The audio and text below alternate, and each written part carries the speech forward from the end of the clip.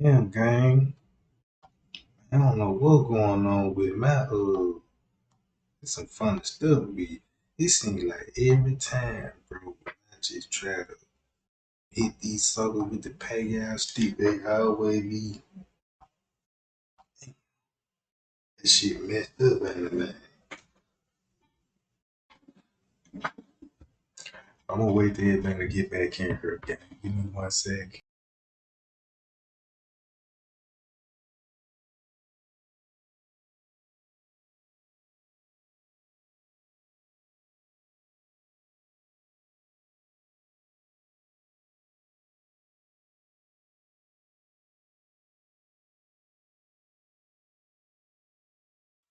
All right, we back, gang. We back. Okay, check this out, man. Y'all, I've been working day and night trying to figure out why does I be keep losing goddamn connection and stuff. It's like I'm the only person that's going through this and shit, and I done did all what I need to do. My internet speed good, no virus on the computer, plenty memory space. Shit, I'm working with goddamn 32 grams of megabytes. So I got everything that I need for this shit not to be doing this. But seriously, it still lives. So let me pick up where I left off at with the Jelani Day case. Right? Y'all know the details of it. Now the mama finna take you to the crime scene where the car was. Look what neighborhood this is in. Look what neighborhood this is in and look at the road that it's gonna take you to. Through this trail. Okay, so you can still see like this tire mark around right here. And the things rolled over here. They say he drove the car. They say he drove his car up in here. See how these is this is what was down when we came. This is from the car being drove through here. This car came all the way through here? Yeah. This is where the car came through. What kind of car was it? He has a 2010 Chrysler 300. How deep in? I'll come up. He's all the way up in here. But his car was parked right here because if you see this opening right here, Yes. right here. His car was parked right here. When we stood at this opening up here, this is where we looked down and saw the car. So you look down from up there and we looked down. The wires up over there? That's the ivy. The Y is over here. Yes. And you look down and saw we the car. when we got here that night, the police showed us the car was right here. They had to take his car and pull it up there. Pull the crane cable or up there something? on a tow truck. Yeah, they pulled it up. See how these sticks and stuff is down? That's from Jelani's car. They pulled it up this hill and put it on the bed of the truck. So were there windshield cracked? There was nothing cracked. Door? Nothing. Dents in the car? No. So the car was basically intact? It was intact. Why they even drag the car up the hill and why a tow truck just come back in from where they walked through and just go the way that you see what I'm saying?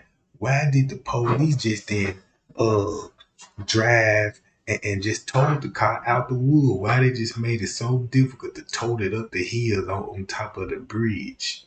You see what I'm saying? Check this out. And the only thing that was wrong with the car, the license plates had been pulled off.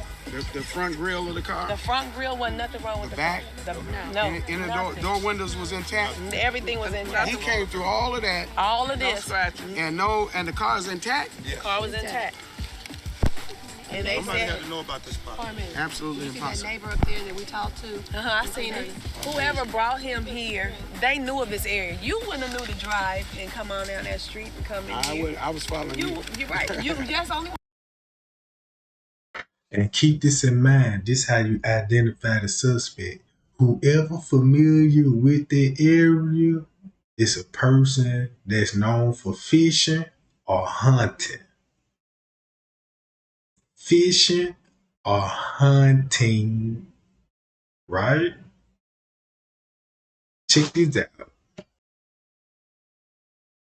And plus, this person either used to stay over here or used to hunt in this area. Don't that make sense?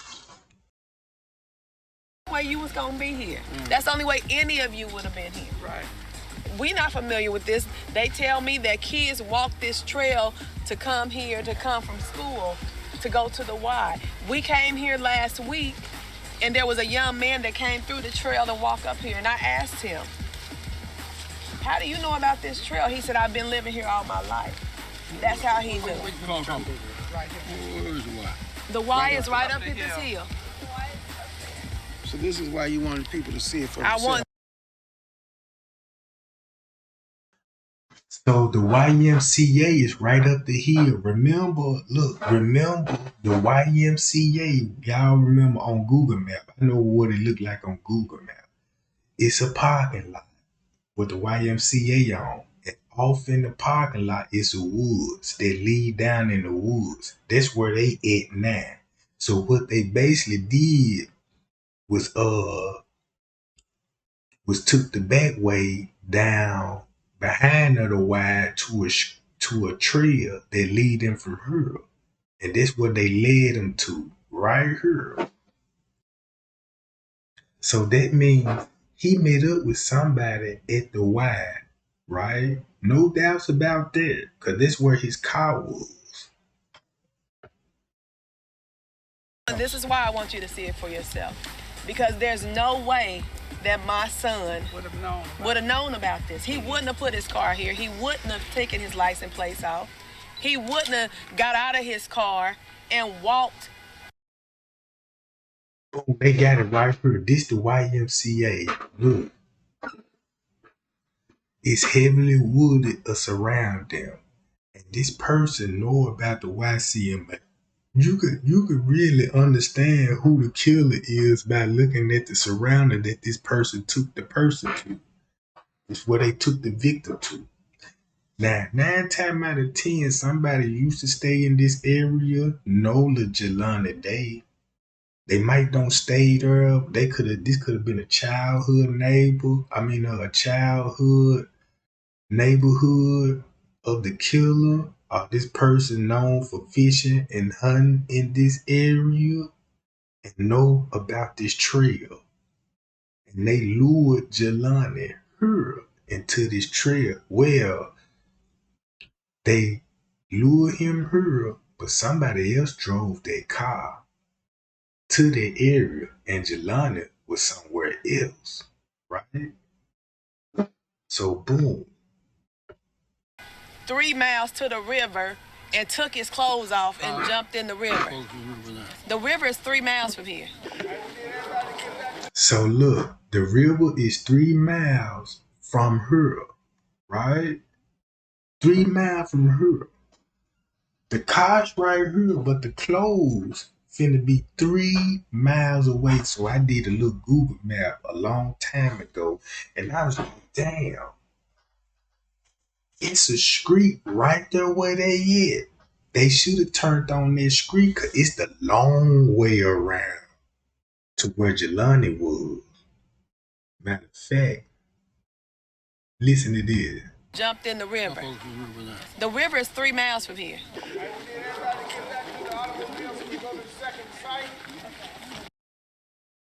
Here's one thing you need to do before you buy anything online. Don't spend another dime on Amazon until you watch this first. Justice for Jelani! Justice for Jelani! So this area is where the clothing was found.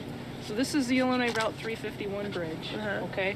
And just on the east side, on the north shore bank, is where his clothing was found. You look here, this access road where the gate is blocked off is owned by the state, okay? It was open in August and early September because the state, IDOT, I believe, was they dumped things back there, they own that. So it would have been open. So you could, before the river was flooded, you could drive back there, and that road kind of ends right where it meets the river, just on the west side of the bridge. Okay, so they would have had to walk underneath the bridge to get to where the clothing was, just on the east side. We were at the foothill of the YMCA where the car drove in. You all were at the top of the parking lot of the YMCA where the family saw the car. So we were at the same spot in 2 different locations. This is where the chief of police had taken me to show me where State Road begins, where the clothes were found. The family has had some discrepancy because of the inconsistency and the total disastrous way the police department has kept the family informed. They've given them different coordinates to where the body was found, where clothes were found. So we're putting this information together. So I know it's confusing for you. It's been confusing for the family, and that's why they're asking for information. We're 3 miles from where the car was found by the YMCA to this location. They're saying another 1.5 miles from the clothes, and the ID and the lanyard were in different places, and the license plates have been removed from the car. And the conversation we're having out here in the wilderness on a state road, the family has not been afforded this opportunity to talk with responsible people in the law enforcement community, or up on day 6, same time as you. Was found, drove from the location. Very dishonorable. I just want to say, see it for yourself. We just drove from the location from where Jelani's car was found. And according to the police, according to the reports, according to what they want to tell me, every time they make a statement, it's Jelani parked his car, Jelani walked, Jelani, the eyewitness said that they saw Jelani drop his wallet. So I'm just wanting all of you to see it for yourself. Make it make sense to you too. Because why would Jelani park his car, then walk 3 miles and end up coming in this direction? And now we're getting ready to see to where his clothes. He didn't walk. He was in another car with somebody else, and they had his car. You see what I'm saying? Cause look, check this out. Jelani met up with somebody. We don't know how they orchestrated for him to be kidnapped, because he was kidnapped. Now, he could have had somebody in the car with him. He picked somebody up, and they met somebody else. They could have just sat in the car while Jelani, they got in another person's car, for whatever the reason. And that person took off with him in the car, and the other person drove his car to the location. And they drove Jelani Day somewhere else. And I honestly believe this. He was somewhere else. In a facility, wherever. He wasn't in a river drowning. He was somewhere getting his organ took out. Ain't no telling how long he was still alive. Right? Because when they pulled his body out the river, he could have died probably 2 days before that. You see what I'm saying? He could have still been alive when the reports was made. He could have still been alive when they were actually doing the search trying to find him. Nobody don't know that. If we knew the law and studied how the way the body behaved, we could easily identify and be like, well, damn. Evidence showed that he wasn't even dead long. So it's like the whole time we were looking for him, you mean tell me my son was still alive? You know, you would pick up on stuff like that, right? So watch this. Clothing was found. Make it make sense. See it for yourself, because it doesn't make sense. We're going to proceed to the Riverwalk. Thank you.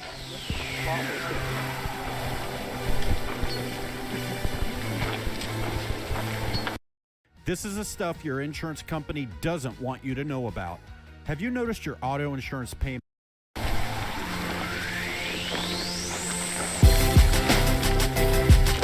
Where this clothing was found is 1 mile away up the river from where the body was found. And my thing is, if the police, when they did the search with the Illinois Search and Rescue, why would they stop? Then from coming a 1.5 miles up the river and see that there were clothes up here, to find other evidence, they didn't do their job. None of this makes sense. So I need you to see it for yourself.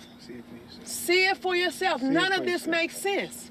Why would my son come anywhere where his clothes would, even if his clothes floated to this area, why would he come down here and even take his clothes off?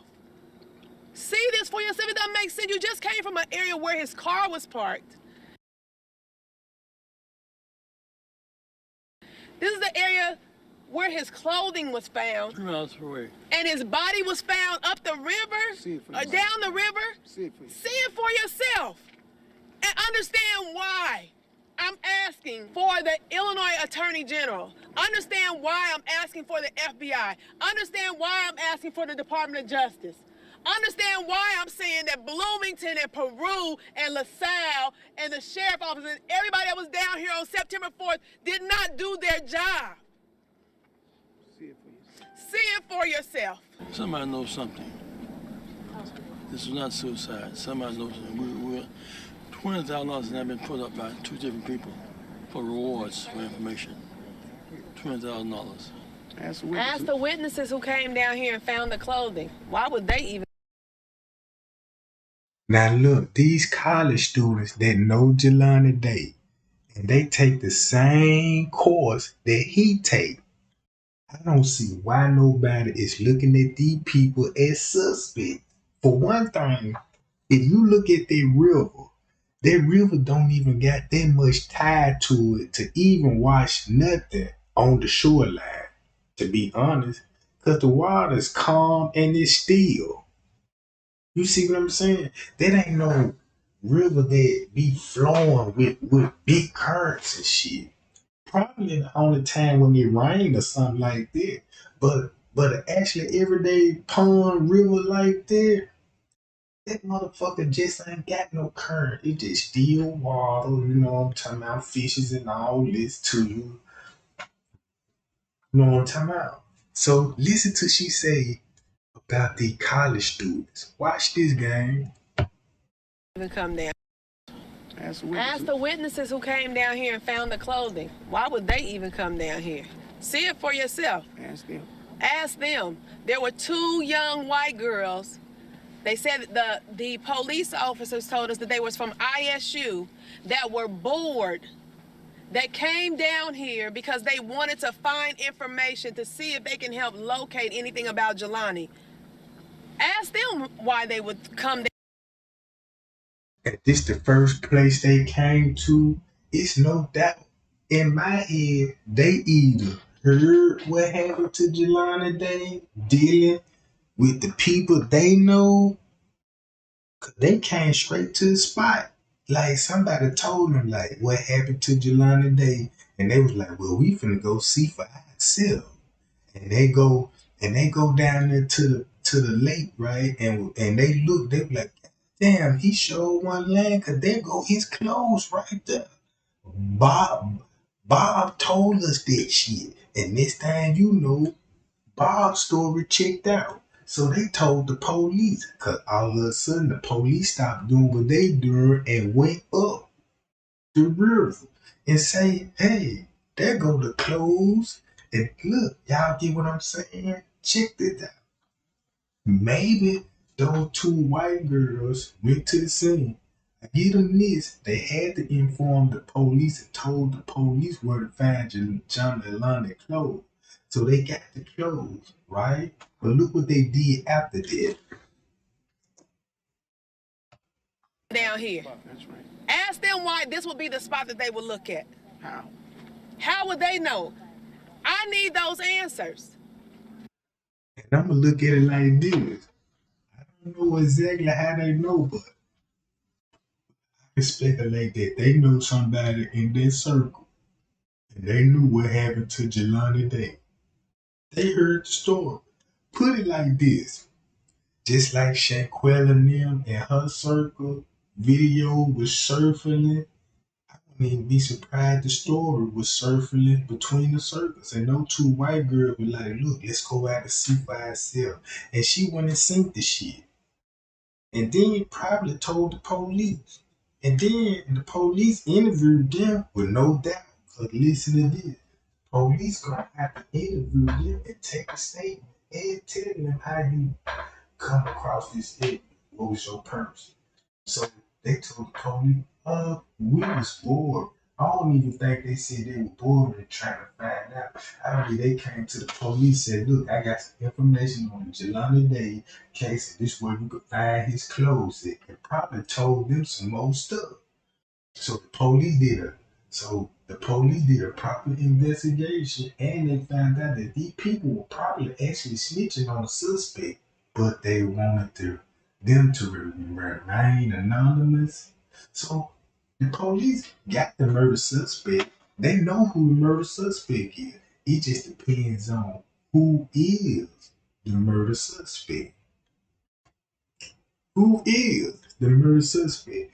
Because if the college students, look, when they study these type of things about a body, they can easily get away with murder, right? They can easily get away with murder because they know everything to do to make it look like a murder.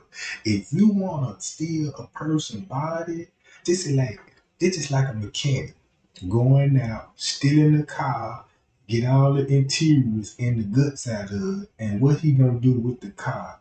Burn it up. If he don't want no evidence linked back to him, burn the car up.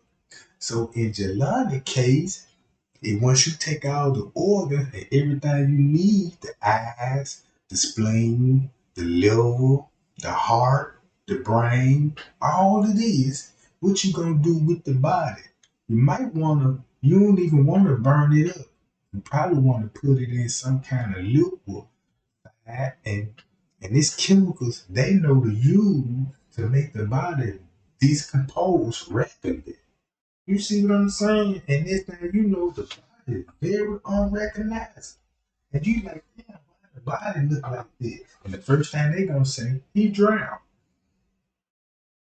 Water did all of that to him. Yeah, once your body in the river for this certain amount of time, that's what they want you to believe. But the college people don't believe that because they studying this shit now. They know it wasn't what the police told them. See, they can't fool them, but they can fool us with this shit. Cause we don't know how this shit works. I say, man, take 5 minutes of your time every day and study this shit. Cause the police is winning when they come to cases like this, true. Cause we don't even know what evidence look like. See, we don't know what evidence look like. They come up with a narrative that's so unbelievable. And the way they give us the narrative, that's how they think. That's how dumb they think of us. You see what I'm saying? They just to show you that these people make us look real stupid. It's not that we stupid. We just don't have the knowledge and understanding when it comes to this shit, right? But let them tell it, we illiterate. They don't know what we talking about. Now, the two college girls had information. They came here. How would they know to come? If anybody did a report, they would have looked at, well, what flow the river flow. Because the river gonna flow in one direction. From the north all the way to the south. It's just like dropping. What if you drop a ball, right? Eventually it's gonna fall all the way down south if you drop it from the north, right? So think about the river like that. His body would have been traveling. You know what I'm talking about? Traveling with the current, with the current, traveling, and would have washed up somewhere else. 3 miles, 3 miles. Come on. And that's why. And then look, this what they is ain't gonna tell you where his body was really found at. Well, they ain't gonna tell you where it's around. Don't you know it's a college right by the murder site? Did you know that? It's a fucking college walking distance from where his body was found at. It's a college. And when I look, on the college ground game, you can actually, just say like they show y'all the YMCA. Boom! Remember they showed y'all the YMCA and what it looked like, and it's surrounded by the woods. 3 miles, you got a college surrounded by the woods, right? So if you look at the route, you could put both of them together. There's somebody, right, parked the car where they want you to think he jumped in the pool. Matter of fact, let me just let y'all do this. Ask them why they lawyered up right now.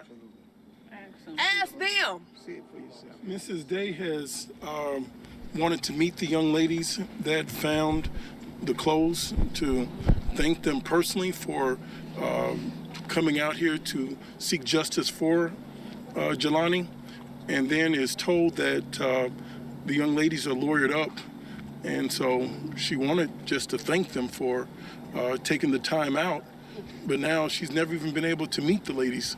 So see it for yourself. We're just trying to find answers.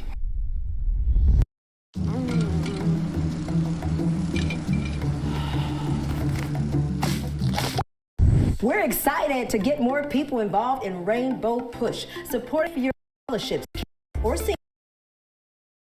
.org and press that, and you at 7 or go. You can support.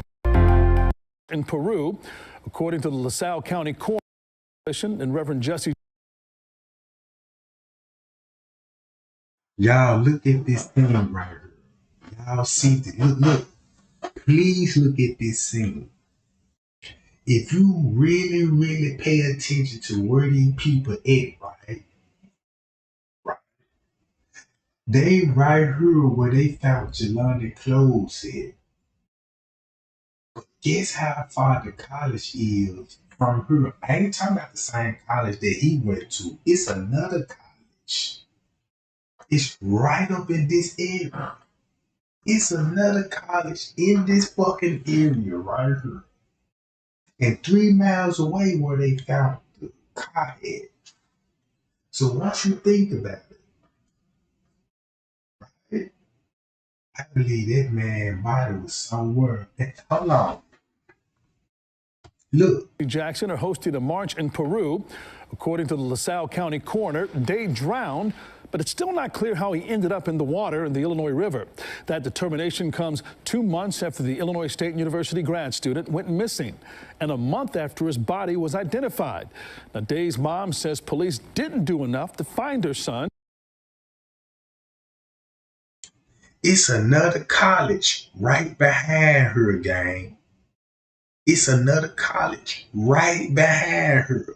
That means I can walk up this bank, walk up a little while, and there'll be a college up here. Not the one that he went to. You see what I'm saying? And I made a connection. I said, whoa, wait a minute. Because if it's organized and then they need a body, right? It would make sense that they'll perform the procedures at this college and dump the body here and say it floated right here. And they want you to think that he jumped in the river from where his car was and he floated down here. Okay.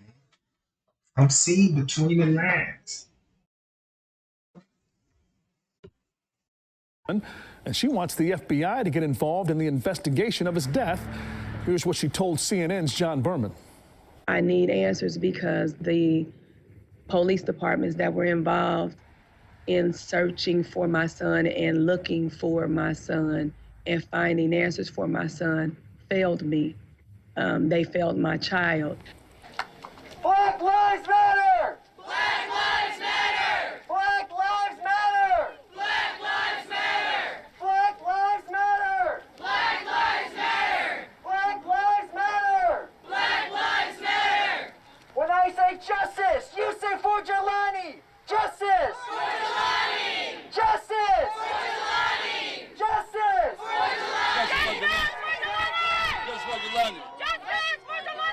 We demand We demand justice justice for Jelani. for Jelani. Now. Now. Our self-respect is at stake. Our self-respect. Our dignity is at stake. Our dignity is We march We march. for self-respect. for self-respect. March for dignity. March for March for Jelani. March for Let me hear Jelani. you scream like you mean it. Justice for Jelani. I need you to see for yourselves the areas to where Jelani's car was found, the area to where the clothing was found, the area to where the body was found, the distances between the three. None of this stuff adds up.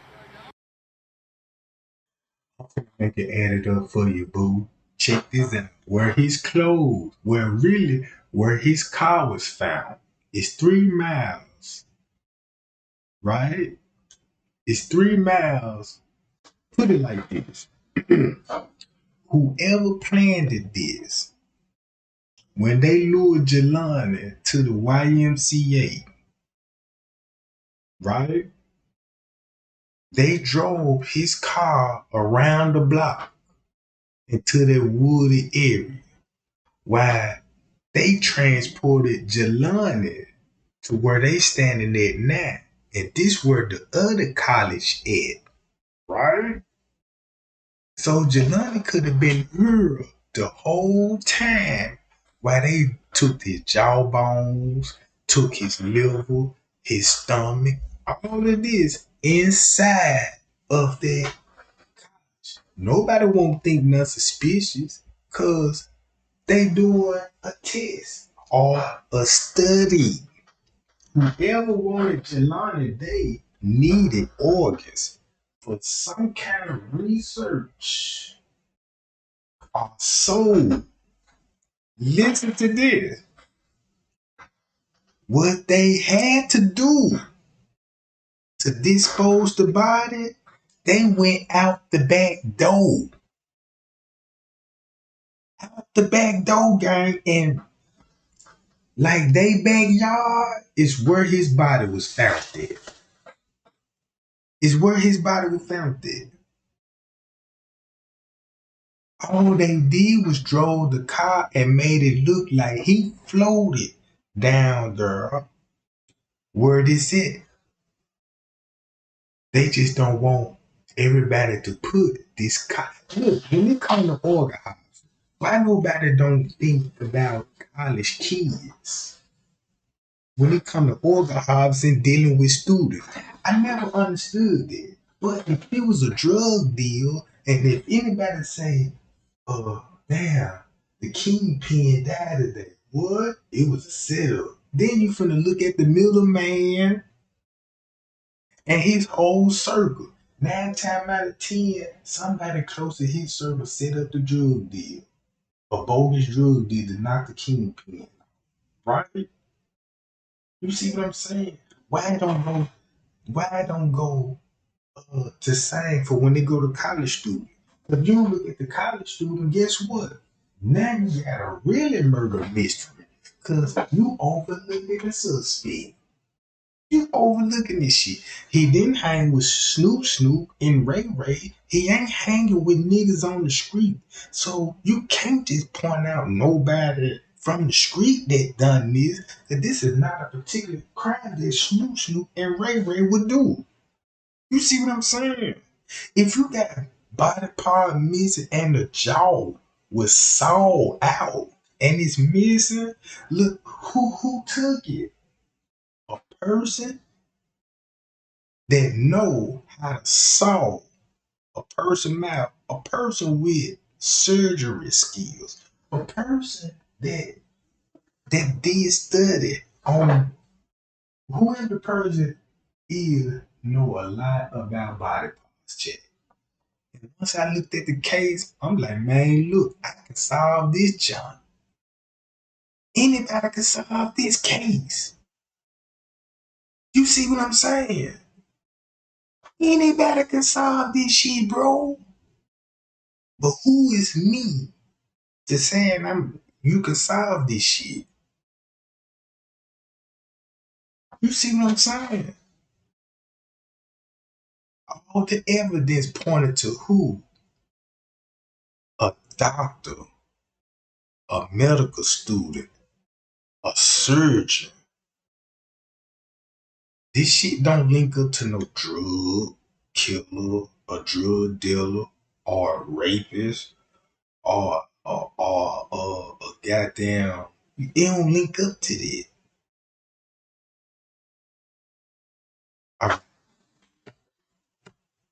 The people, the young ladies that came down here because they were bored and found his clothes on September 21st. I want answers. How did they know where to go to look for things? Right. I need to know the person that found his wallet, that said that they saw someone leaving and walking away, and says that this person was. Then look, you got people finding his clothes and his wallet. I remember on the news, they showed a black man knocking on somebody's door in the neighborhood where Jelani car was found there. And they were trying to say that black dude found Jelani wallet. You got somebody found the clothes, somebody found the wallet and his phone. You got 3 suspects right there. 3 suspects. The college kids that found the clothes, the dude that found the wallet, and the man that found the phone. That's 4 suspects to me that played a role in this shit. Jelani, I just want to talk to you. I want to know the person that saw the car pull into this wooded area where Jelani's car was parked at, that didn't want to be involved. We need to talk to you. Get involved, speak up. Those ain't unreasonable. You know, I need answers. I don't want their attorneys to stop. Like I said before, this could have been your son, your brother, your cousin, your nephew. He could have been one of yours, but he was mine, and so I need answers. I deserve answers. I want answers. I need the Illinois Attorney General. I need the Department of Justice. I need the FBI, because obviously the state police didn't think it was important for them to take over. They just wanted to oversee. Now I need more than oversight. I need more than oversight. I need justice for Jelani. I don't live in Peru. I'm sure many of you don't. And we don't have a local person here that's giving the family instruction. And it starts in Bloomington, and they're not here. That's why we're asking for the Attorney General to please do his job, step forward, and coordinate this. The family has paid for 2 private autopsies. Now there have been 3 autopsies, and 1 autopsy result was just made public to the news yesterday, not even to the family in private. Oh, wow. They said the eyes were gouged out, the organs had been liquefied, and then he says it's a drowning. And now the body is beyond being identified by the family or the undertaker. That's why we're here today.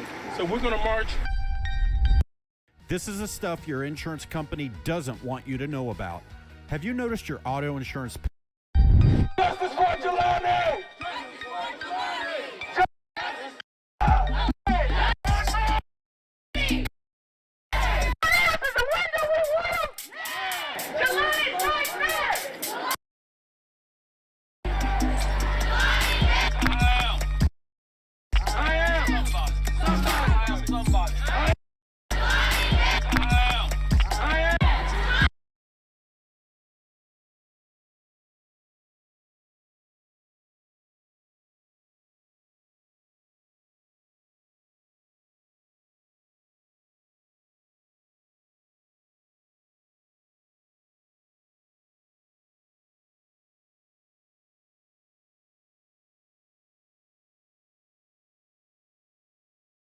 You that want to stand for what is right, those for you that want to make a difference, we thank you for coming out and sharing your time and your talent in this pursuit.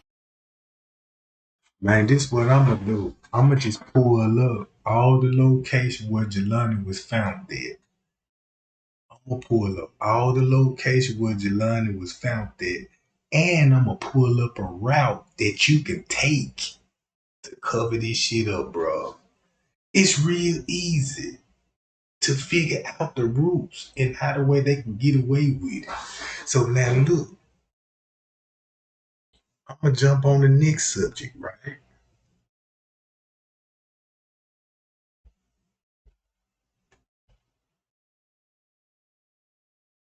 Everybody heard about her case, right?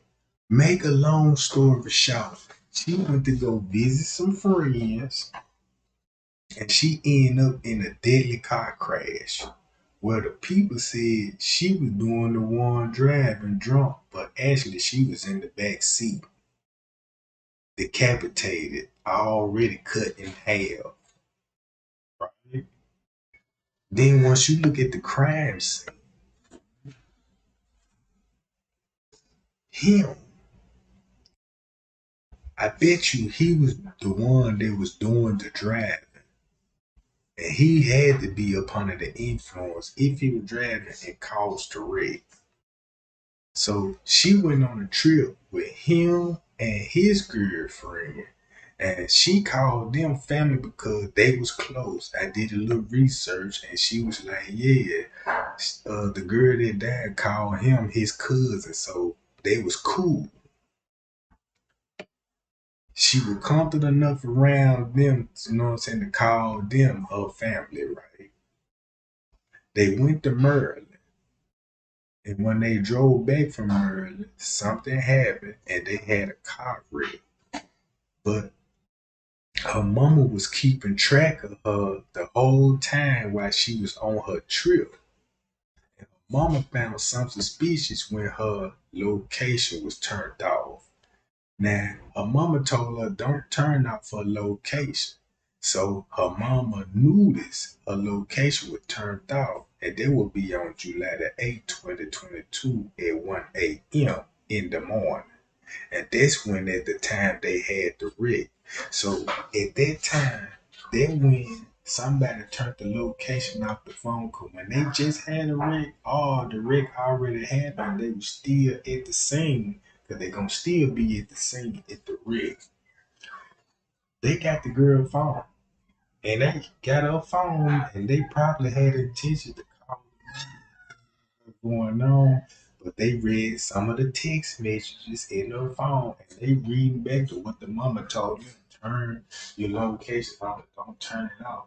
So whoever read it noticed the location was off and turned it off.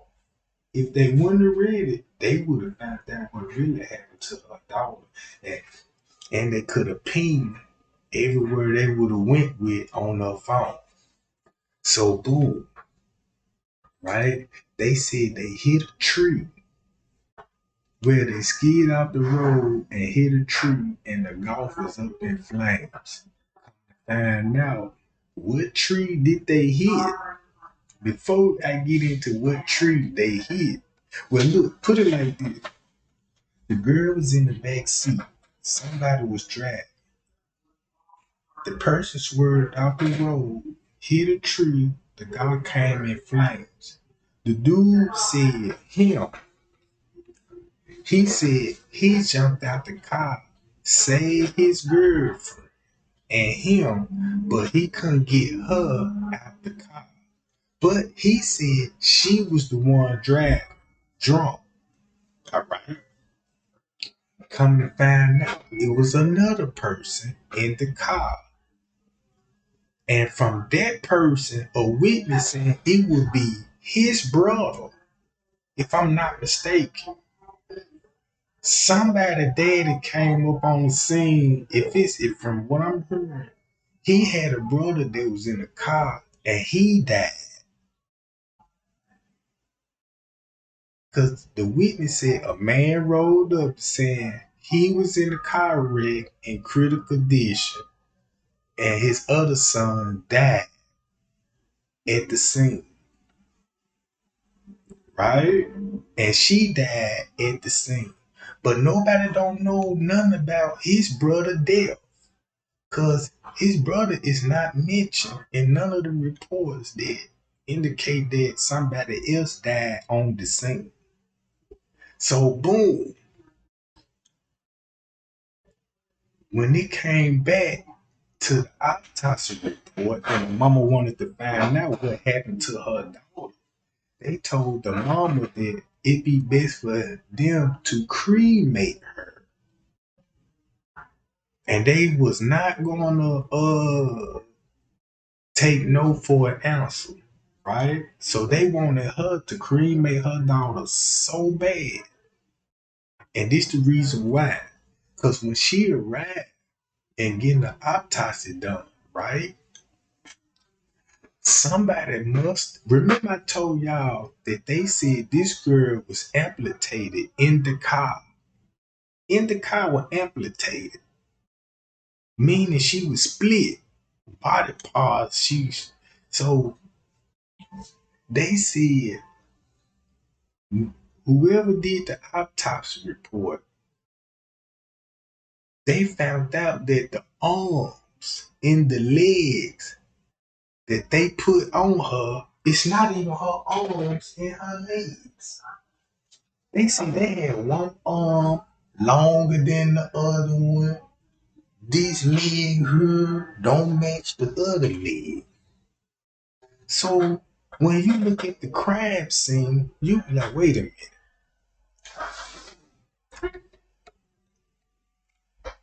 The mama said he was in the hospital. He needed open heart surgery. He had broken ribs, broken backs, and all of this.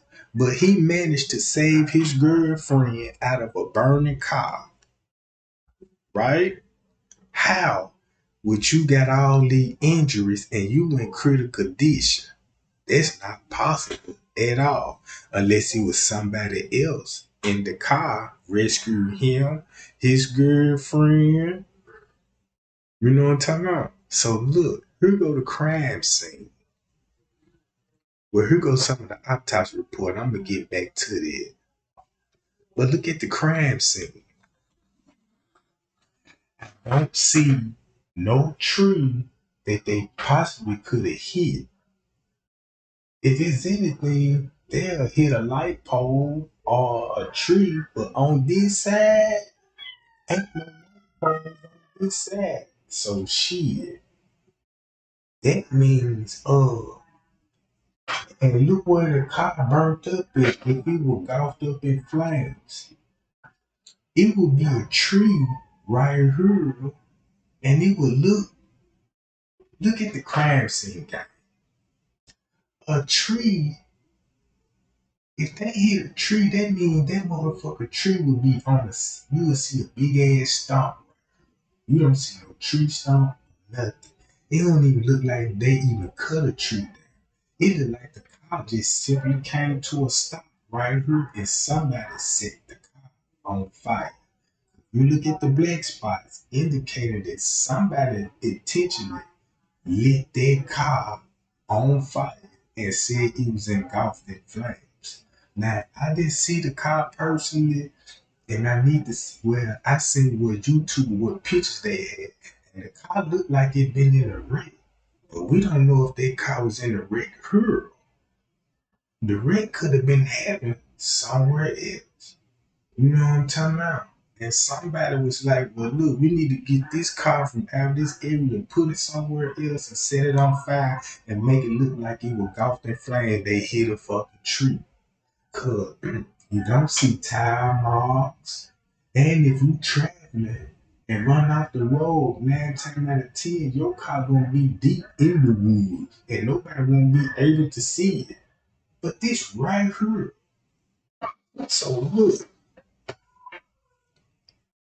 they said when the mama went, that funeral home was like, no, you can, now we don't need no other autopsy report. We just need you to sign these papers and say cremate your daughter. Cause if you get another autopsy report, it will give you the real cause of death, how the girl died.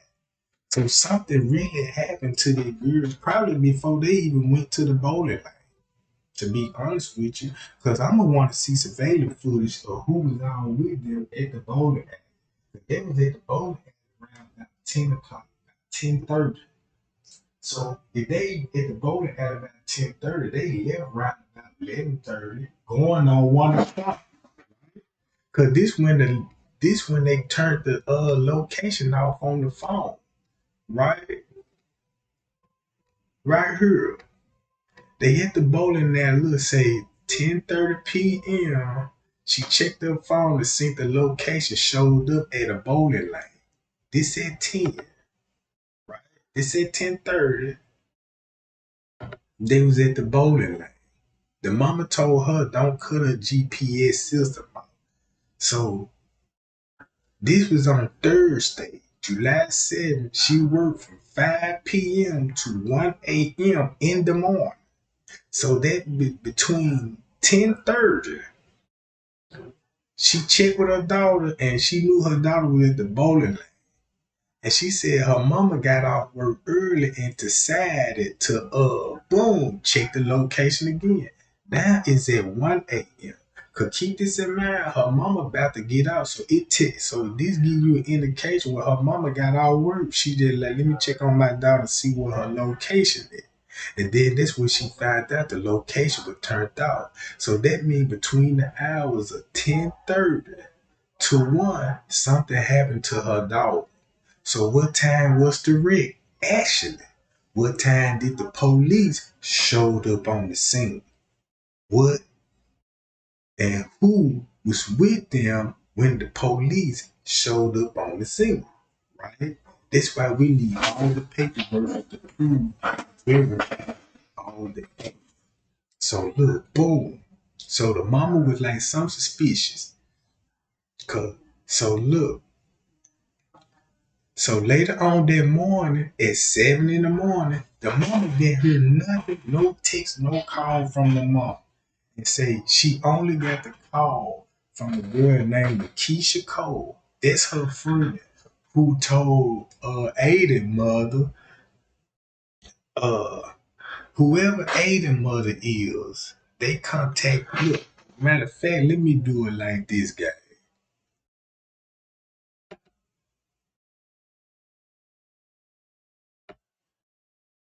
Later Friday morning, Jolanda said she woke up around 7 a.m. and did not have a phone call or text from her daughter. Later that morning, Jolanda said she got a call from her friend Lakeisha Coles, who told her that Adon's mother was trying to contact her because something was happening with the kids. Jolanda asked, "What is going on with the kids?" She said Lakeisha told her that no information about what was going on was given to her, just that Adon's mom needed to speak with her. Jolanda said she was frantic, but she called because she did not know what was going on and wanted to know what was happening with the kids. Adon's mom was so nervous to speak to Jolanda that she called Michael's mom Tracy three-way to join the call. Jolanda said Michael's mom was sobbing, so she knew something wasn't right. Jolanda said she was still confused about what was happening and kept asking, "What is going on with the kids?" but they would not say anything. Out of the blue, Jolanda said she just came out and asked, "Is my child dead?" and that is when the phone was hung up in her face. "I started calling my family going crazy because I didn't know what to do," Jolanda said. "I'm outside frantic, and just didn't know what to do or what was going on." Jolanda said she was finally able to get everyone back on the phone and was able to speak to Adon. She said Adon told her that he did not go out with Zakira, Michael, and Rhonda, to which Jolanda said she was confused because her daughter and her friends had driven to Maryland to celebrate Rhonda's birthday with Adon. Jolanda said that when she Now, whoever this person, Rhonda is, the mother verified that her daughter and Rhonda did not get along. Did not get along. So why would she go to a person's birthday party if she don't get along with that person? Right? So that's another red flag right there, gang. Check this out. She spoke back to Adon's mom. She was told that Zakira was drunk driving, hit a tree, and did not live. But according to an autopsy report obtained by the North Carolina Beat, Zakira was in the back seat of the car. Everyone in the car survived but Zakira. However, Jelani said Michael's mother told her he had serious injuries. Jelani said she was told that Michael had a broken hip, leg, fractured skull, 2 collapsed lungs, and had to get open heart surgery. However, So look, and he at the hospital like the next day. He at the hospital like the next day, gang. And the mama, look, her mama was trying to go up and see him and how he was doing. But his mama gave her the runaround. You see what I'm saying? Look, I'm gonna point out all the red flags in this shit, bro.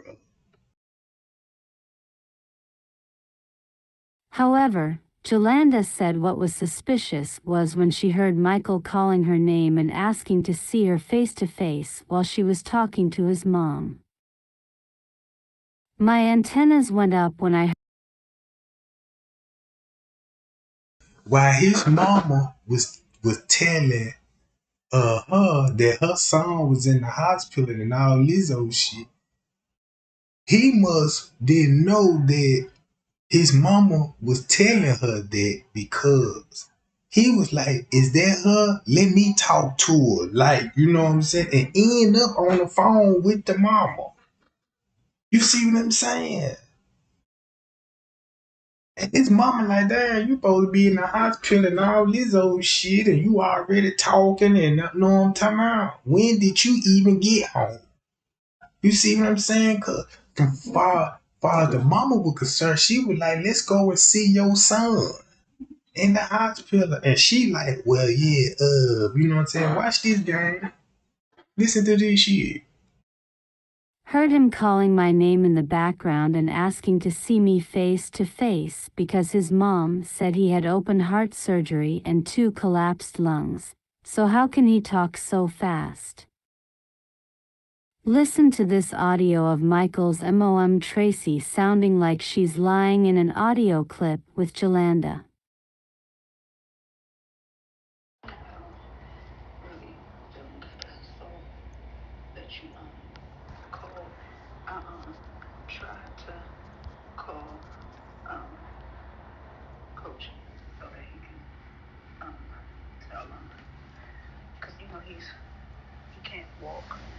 Or anything, and he's staying with the coach. Yeah, because I can't care for him. I called the coach last night and he didn't say anything. Yeah. Did you ask him, was he there? Yeah, I asked him about Mike. He said he was released yesterday. That's my purpose of calling, because I went to the hospital yesterday to check on him, and that's when I heard yeah. Oh, okay. I'm sure he wouldn't mind. Yeah, because he can't walk anything, so he needs to be lifted up and, carried and stuff. Why they released him out the hospital so quick? It was him. He didn't. I think he's like, it's really bad. I just don't like to talk to you about it because I know yours is worse, but it's really bad. Like, he just be hallucinating and stuff, and he was just. She asked her how he get out the hospital so fast. And first thing she said, oh yeah, it's so bad. You know what I'm talking about? She coming up with a story to protect her son. She knew her son and these people were doing something they ain't had no business doing. This shit was bigger than more than driving drunk and running off the road. I really don't even think they ran off the road, to be honest with you. You see what I'm saying? That wreck could have been intentional. You see what I'm saying? It could have happened somewhere else, gang. Cause I seen the car. If that's the car, it was fucked up and it looked like it hit a fucking tree. But I don't think that motherfucker hit a tree from where they said where it was at.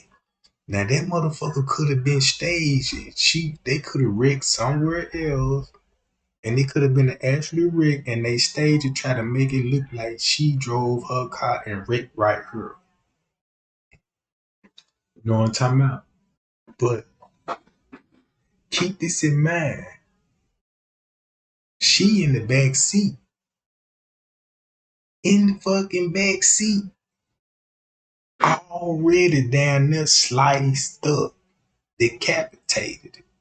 So that's the part that we gonna have to figure that out. Like, what happened to her? He don't feel safe. He don't feel safe for what? Huh? Why he don't feel safe? He feel like they not really treat him right because he's been, he just. Who wasn't treating him right? Huh? Who wasn't treating him right? The hospital. Look, this could have been a game. Look, I don't know what happened, but this retaliation, he could have had maybe somebody, he had beef with somebody. And they were probably, you know what I'm saying, car chase, you know what I'm saying, ran them off the road, anything. It could have been anything, gang. If he said he didn't feel safe, safe mean that he got into it with somebody, or it could have something happened at the bowling lane. They could have ran into the ops up there. Never know. From my understanding, if she was at that bowling lane, that lady need to get surveillance video. Cause what if they got to arguing with somebody at the bowling lane? To be honest with you. What if they got to arguing with an off-duty sheriff? You know what I'm saying? And it turned into road rage. It could be any kind of story. It's a matter about digging and trying to see what led up to that. Because I want to see those videos and interview some of those people at the bowling alley and see what they saw or heard or what was the conflict all about.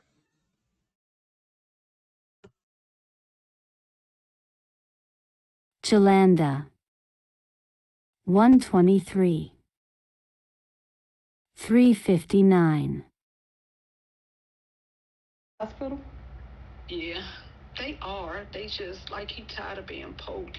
They keep poking him. He's had so many surgeries and so down that he's alert. I don't know. He's just tired.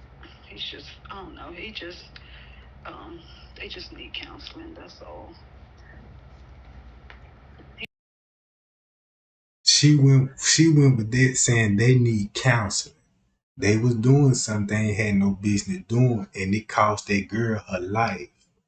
You know what I'm talking about? From listening to a mother like that, you could tell that her son is into some shit.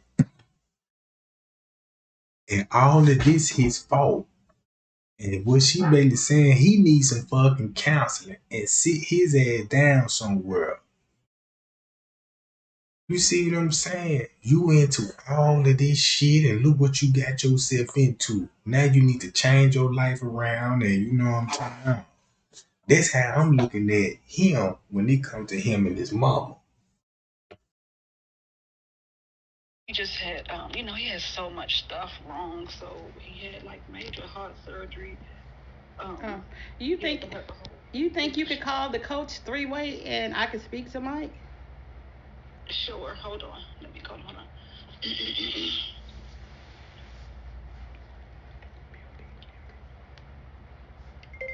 The coach is hiding something.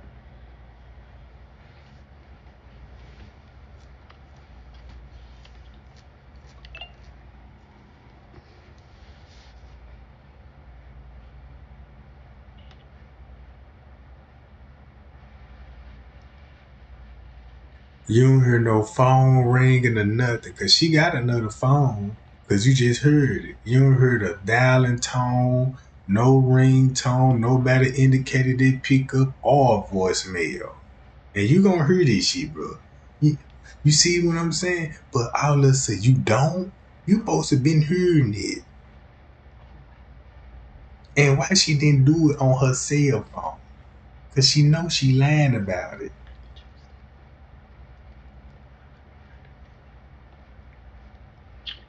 They didn't answer. I'll call back. I'm going. there soon anyway. Okay, we're calling. Let me know. And I'll definitely do it when you collect some short. You think I can meet you out there when you go? Yeah, it's far, but yeah. Okay, I don't mind if I. Look, yeah, you can meet me there. It's far though. What you mean it's far? Yeah, her daughter just dead. She wanna go to that motherfucker. You see what I'm saying? So she making it sound like that. She say it's far. She be like, nah, girl, you just call me and let me know what's going on. No, cause now you're gonna be relying on information that's misleading. You got to go and see for yourself. Came all the way here. You know I don't mind distance. Oh, okay. You by yourself? Yes. Why'd you come by yourself? Well, I don't, girl. My baby was here by herself. What time? Yeah. I'm just getting up. Like I said, I don't feel good. I'm just getting up and about to get ready and stuff. So give me at least probably 2 hours. Okay. And then I'll get up. 3:59. Jelani said she knew something was not right when she had just been told of Michael's injury by his mother but was able to talk so fast, and the accident had just occurred hours earlier. They were lying about what happened to my daughter, Jelani said. I am trying to understand how my daughter is the only one that did not make it. Now, this was a few hours after the wreck. A few hours after the fucking wreck, gang. And he already had surgeries and open heart surgeries and broken hips. You see that, gang? So he got all this done in a couple of hours. Man, that's crazy. All right. Bye-bye.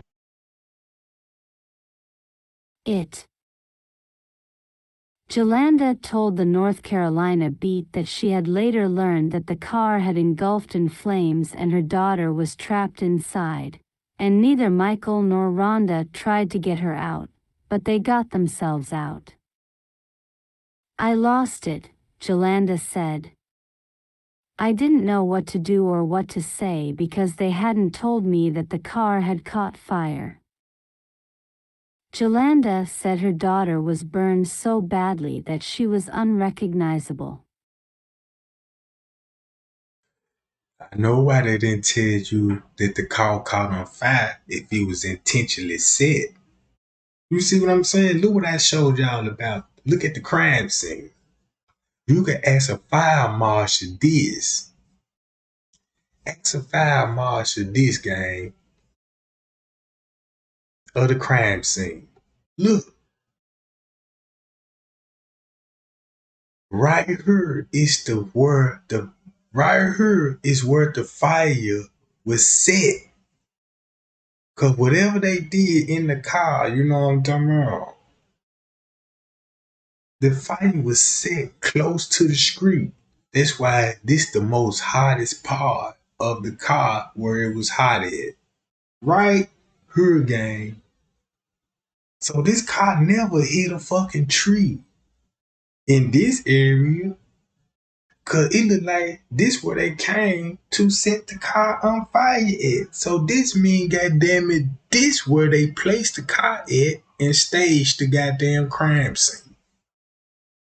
You know what I'm talking about? Y'all can take 5 to 10 minutes video and look up how a fire department check for hot spots when it come to burning buildings, houses, and cars. You see what I'm saying? Cause check this out, gang. If that car was on fire, it would be impossible for the street to be catching on fire. That means flame was shooting out the car on this side and not this side. So that means somebody was on The driver's side of the car set the fire, and that's why you got all this shit on the street. Right here, burnt up, because they could have doused it with gasoline. You know what I'm saying? When they douse with gasoline, you know you if they look, this what they did. If they burnt the car, they just showed me when they filled the car with gasoline, they poured gasoline right around the fucking car, right up here. And that's why the street is so fucking burnt up. You see what I'm saying, gang?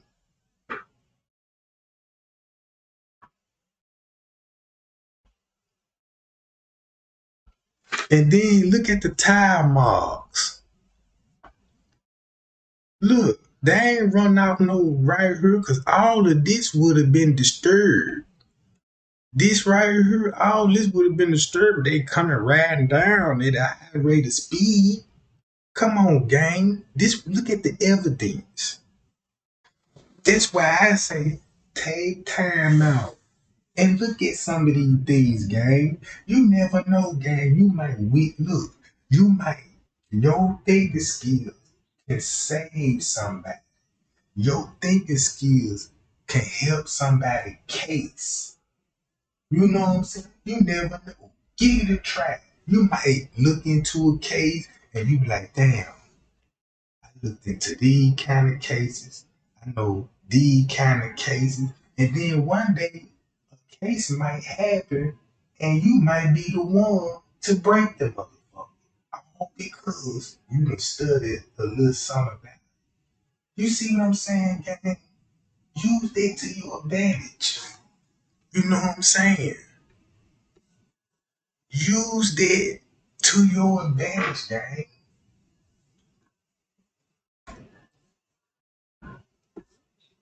So look,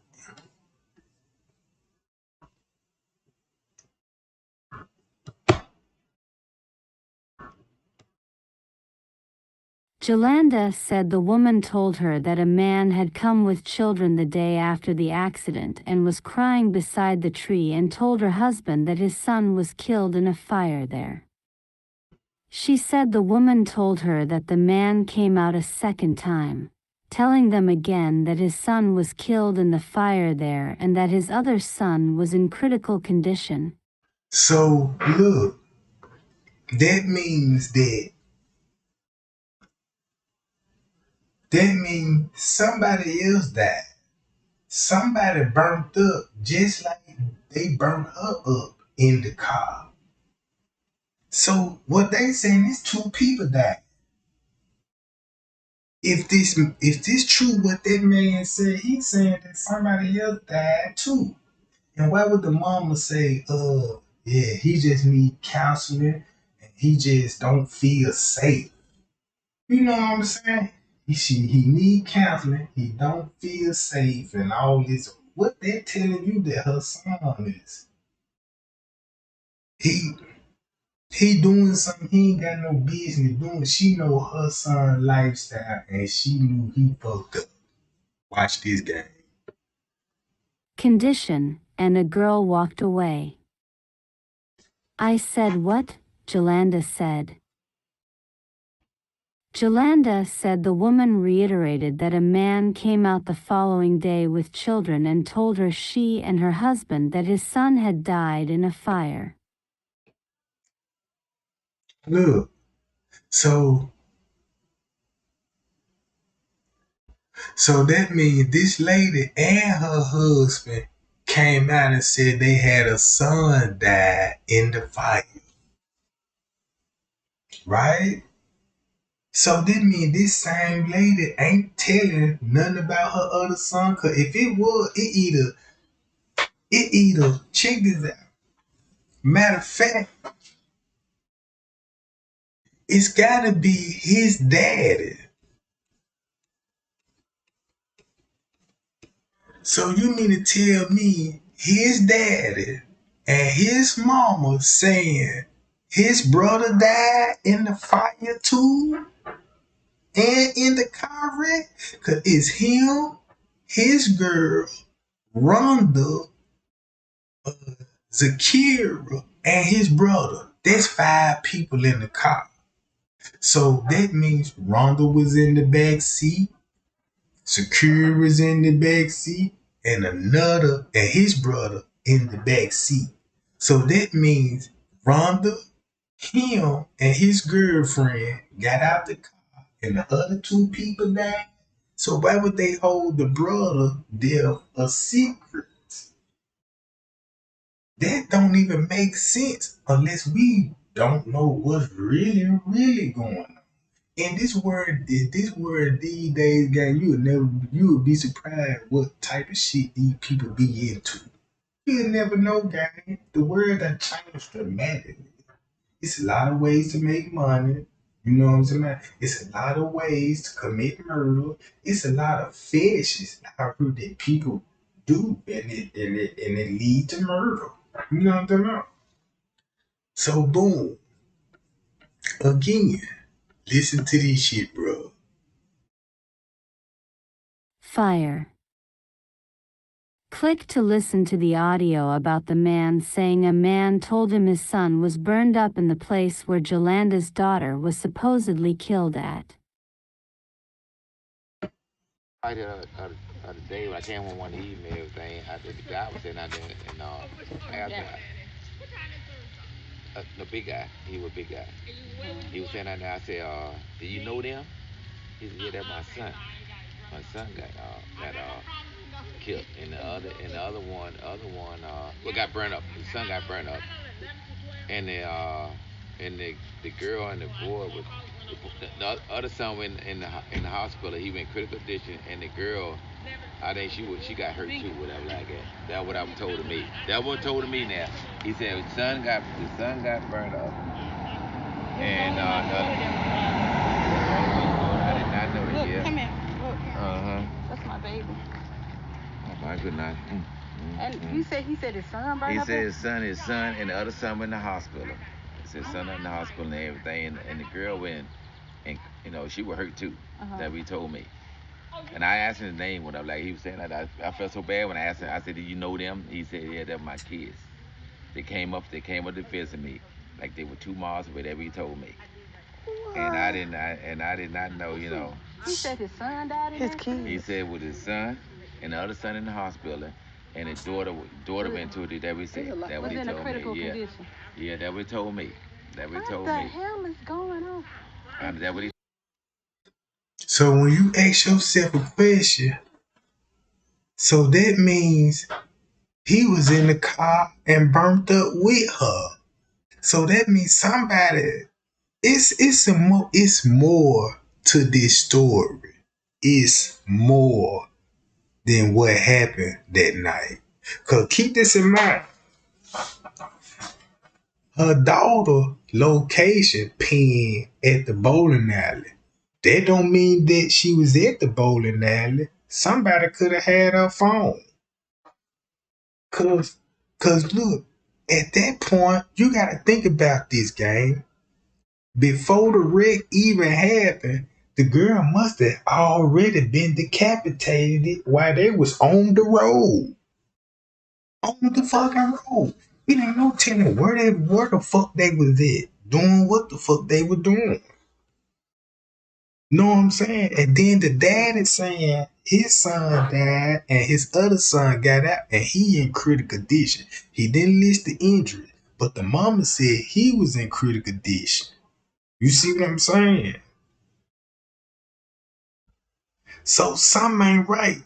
You see what I'm saying? Something ain't right about this game. Told me, then he came back. I think he came back. But I didn't come out the other day when he came back again. He had like 3 more kids with me, everything. I didn't come out here, didn't know. Hey, do you have some water so I can put this down? Well, yeah, I got water. He had 3 more kids with him? Huh? He had 3 more kids with him? That's who left there? Well, when he came out, it was like 3 kids, looked like around about a young 10, 12 or something like that. He had. So now you got to know, now you got to see how many brothers and sisters he got and what ages they is. Only the mama can identify that and the people that know these people.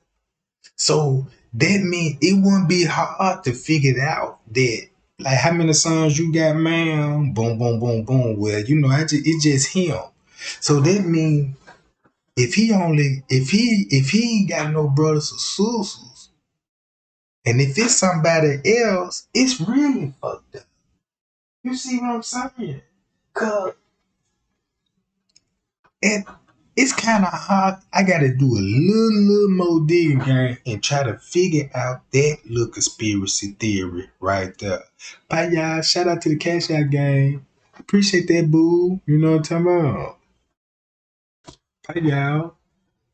All right. And then look, when they come to when he said, yeah, man, my son died, and I got my other son, and he in critical condition, and then he bringing his brothers and sisters to the crime scene.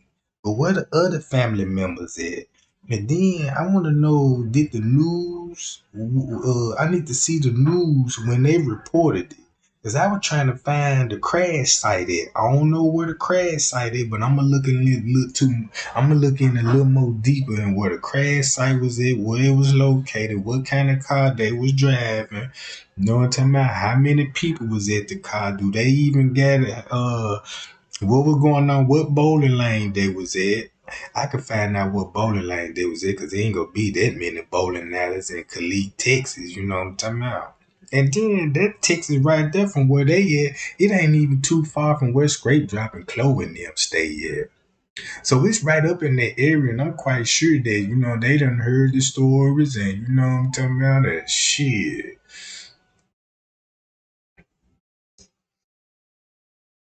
And probably know more than we do. I don't know, gang. I just be looking into some shit, cause Texas kind of messed up. All right, listen to this game. 3 kids when he came back. He got a black truck. He got a black the man, who put the liquor out there? They did it when they came. They came. I just left alone. I left alone and everything. He got a black truck. Well, we from Texas. We don't even know. Oh, my yeah. This was my baby first time ever being here. Oh, I'm sorry. And she's the only one that didn't make it. Oh, I'm sorry. I'm sorry to hear that. And he went a black. He said he lived down on the farm place down here. Yeah. He said he lived down there. He got a black truck. So this person got a farm. Y'all heard what he just said? Look. I'm sorry. And she's the only one that didn't make it. Oh, I'm sorry. I'm sorry to hear that. And he went a black. He said he lived down on the farm place down here. Yeah. He said he lived down there. He got a black truck. He live on a farm. He live on a farm, gang. He live on a fucking farm. And you know, I looked at some. I ain't just trying to. Let me just say this, gang. I looked up at some of the serial killers, and just say like, y'all know, Texas, not Texas Chainsaw Massacre. Is it Leatherface? Right? Yeah, him. That's how he was lure his victim, cause he stayed on the farm. And when he kidnapped his body, he cut them up, cut their face off. He cut their body parts off. This in Texas. Y'all know the story. He cut their body parts off and he put their body parts on him. Like he'll wear the victim face around and dress up in lingerie and stuff. You know what I'm saying? Because he was a thunder booty serial killer. And this what type of fetish and shit that he was in. So look, boom. And once he disposed the body, he either feed it to the pigs, cause the pigs gonna devour the whole body. They gonna eat the clothes, the shoes, and everything that come with it. If he ain't gave it to the pigs, he putting it in what they call it, lime salt, and the lime salt really will you know what I'm talking about, dissolve the body. It would try to dissolve the body. You know what I'm talking about? And all the organs would liquefy. It would destroy any kind of evidence, and you can't get no kind of evidence from it once you you know what I'm talking about, liquefy the whole body. Right? So y'all look up that murder case, that serial killer. He called the Leatherface. They made a story about him because his family was the police sheriff of the town. right? Like Texas Chow Man, you know what I'm saying? That deed was basically on real events. That was a real murder. That person was real. This what he did. He lured victims. Most of them would be prostitutes. You know what I'm talking about? Stuff like that. Or he'll catch people at the bar.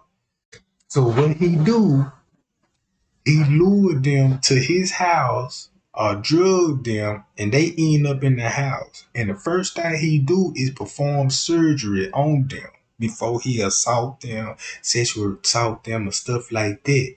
But he'll cut them open.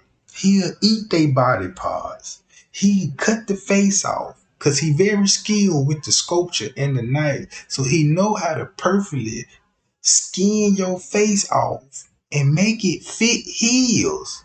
And when he looking in the mirror, he looking at his victim. And he walking around that house acting like he the victim.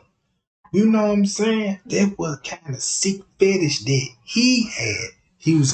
His mama knew he had a fucked up ass family. They was the police sheriff. That's why when you watch the movie, you know what I'm saying, they show you a small little town and they show you the daddy, he the police captain, the uncle the deputy, the son crazy, the mama is an at-home mother, let the son do stupid shit, and their whole town is ran by their little family. And that's why they tell you in the movie, don't turn down this street, turn around. All these basically on true story. These just ain't no Hollywood blockbusters. These basically all real events. Watch this game. And I asked me, they said my kids. He said, "That was my kids." That's what he said. I'm sorry. I'm sorry for your loss. So he said them his kids. So now they need to find if it's true. He got some explaining to do. Where your other son at? And why is he ain't been reported? Unless check this out. Cause keep this in mind. Everybody don't get along with their kids, Jack. Everybody don't get along with their kids. You know what I'm saying? So it could have been some kind of foul play on the daddy end and the mama end. You know what I'm talking about?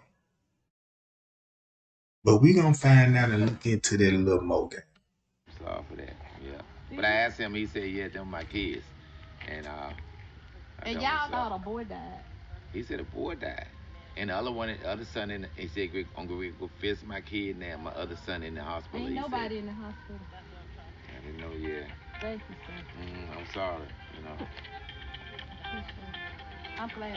He either lying about another boy died, cause maybe they don't want to make it think he was a girl died.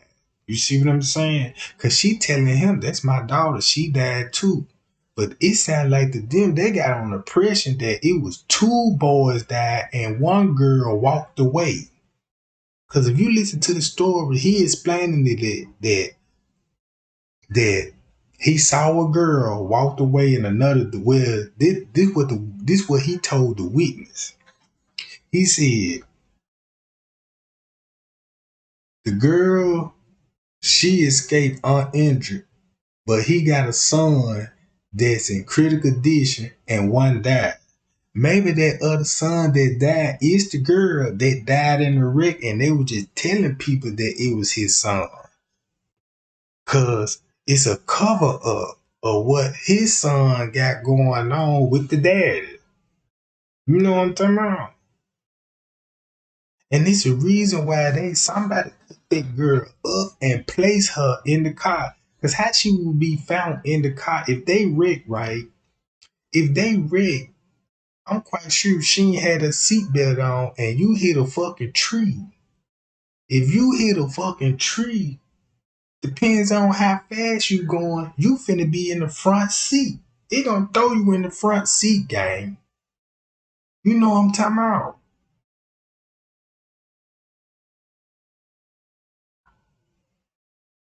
So, I lost a family member like that. I It was a family member that was doing 100 something down a fucking residential street and swerved and hit a parked car at 100 some miles per hour, a parked car in the driveway. You see what I'm saying? And he was ejected through the windshield and landed 4 houses down the street. His body was literally like 4 to 5 houses down the street because everybody was looking like, what the fuck? They thought he was still in the truck. They didn't even know he was down the fucking street. That's how fast he was going, y'all.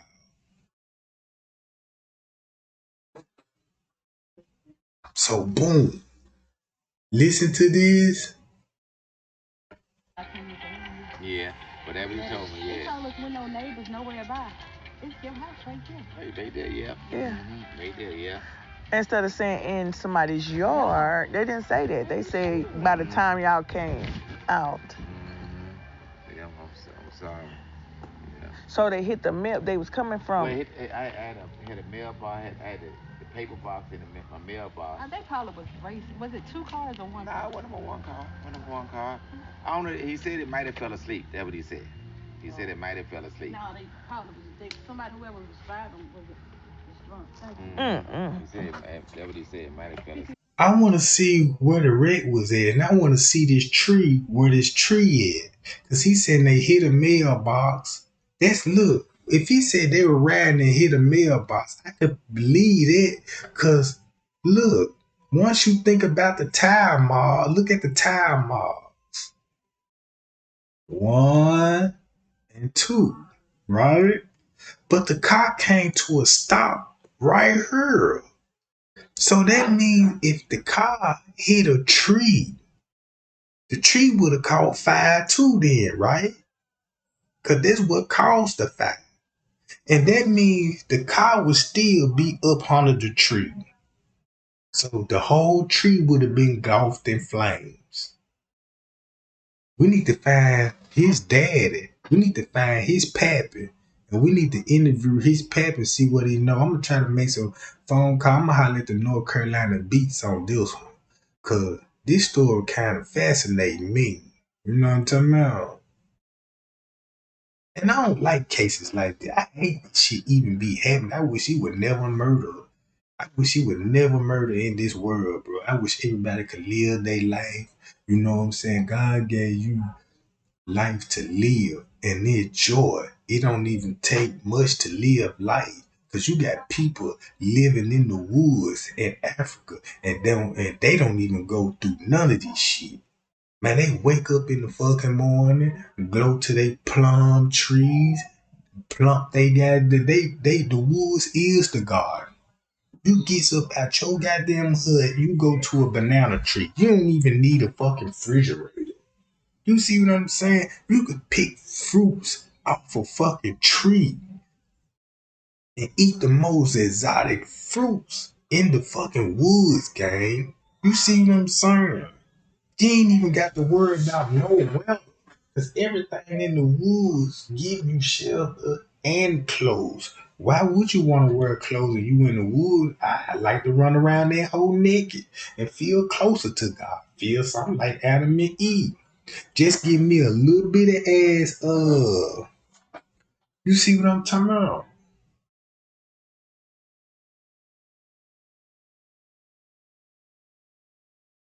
So this crime scene don't even look right.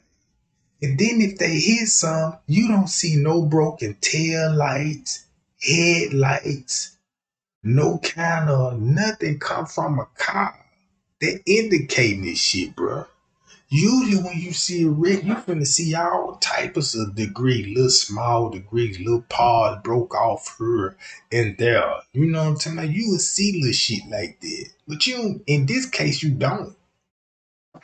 What, did they have a fucking maid to come and sweep this shit up and sweep it? Look, if it is, this crime scene look a little too cleaned up, if you ask me, cause it's nothing here.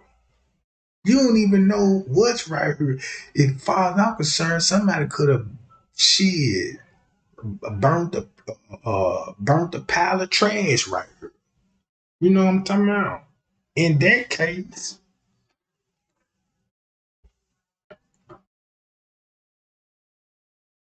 At 3:28, 3:49.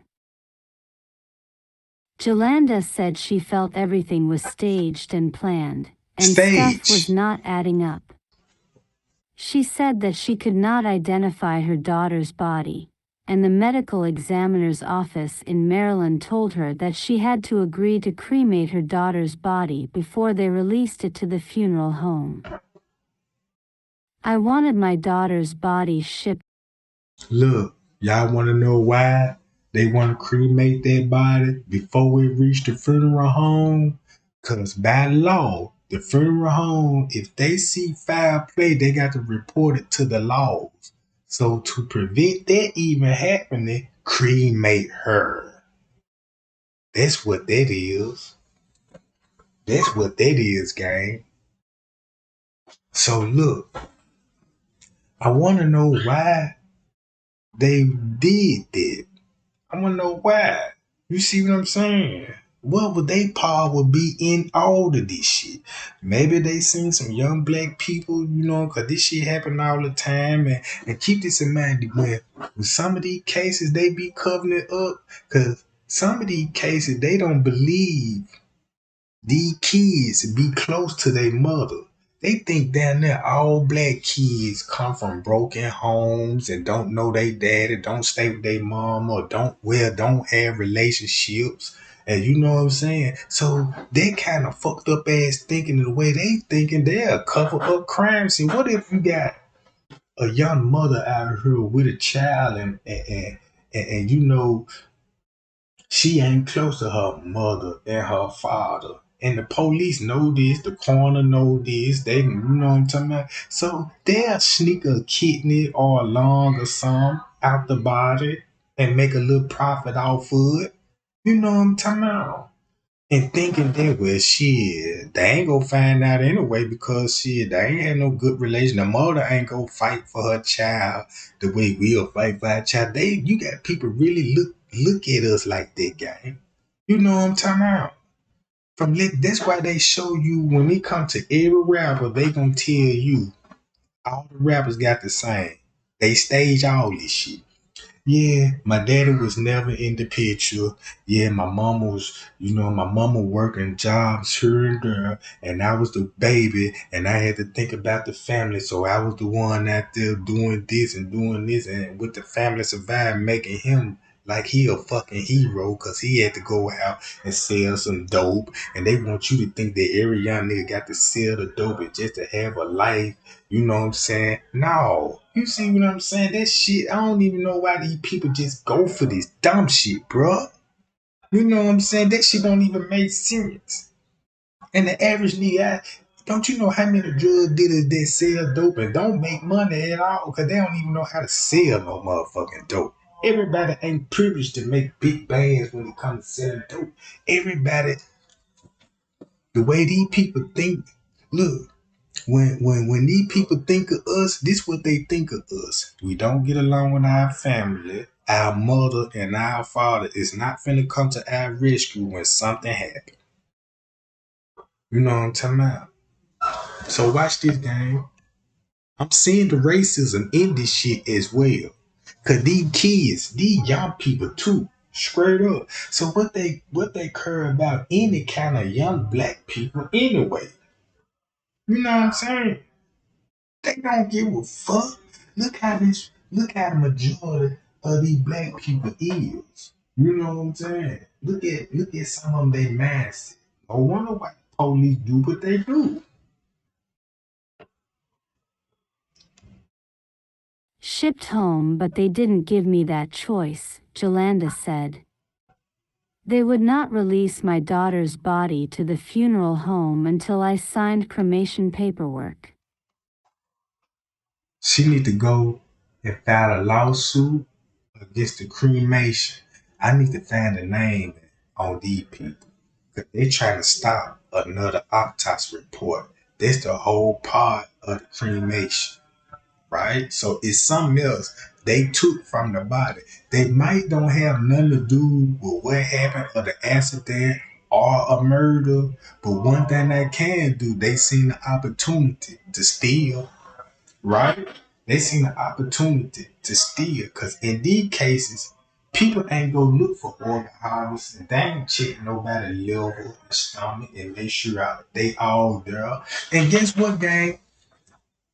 Guess how they do?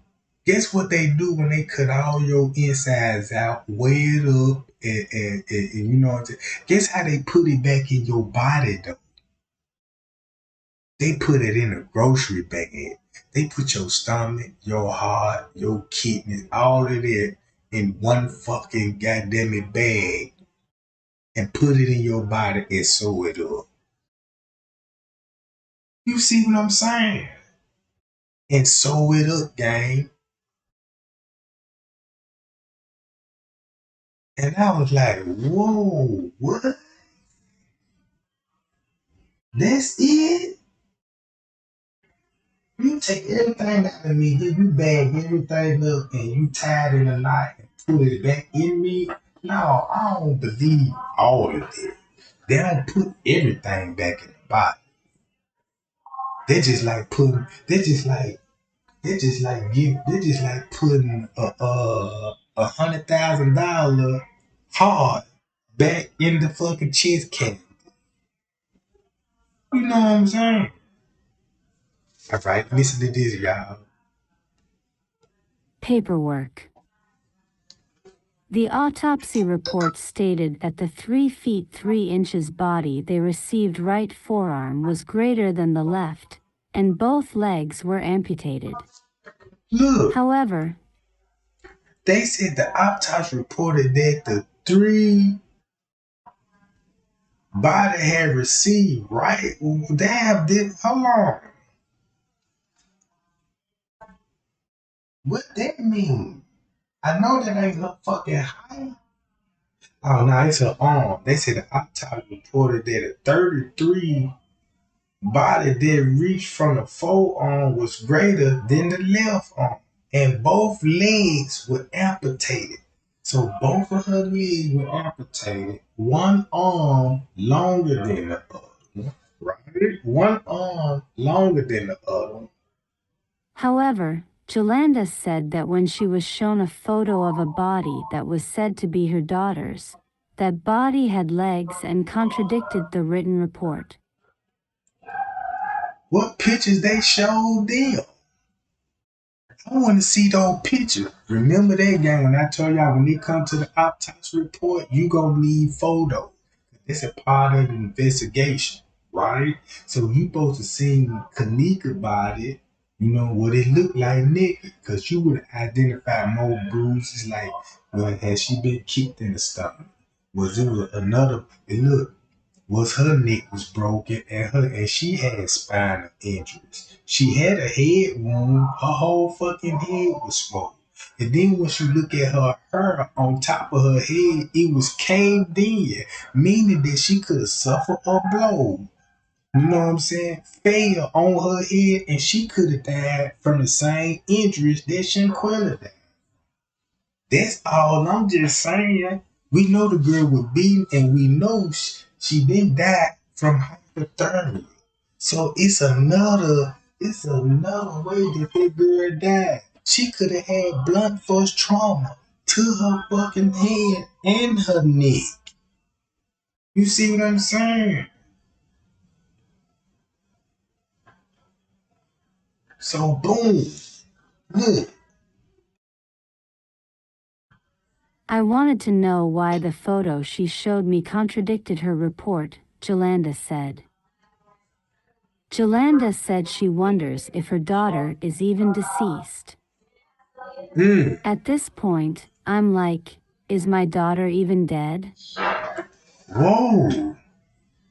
Cause that mean they probably showed her another person body.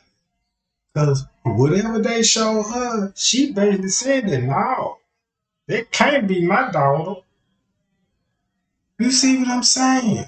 Cause look how many bodies the funeral home keeps stored in the funeral home.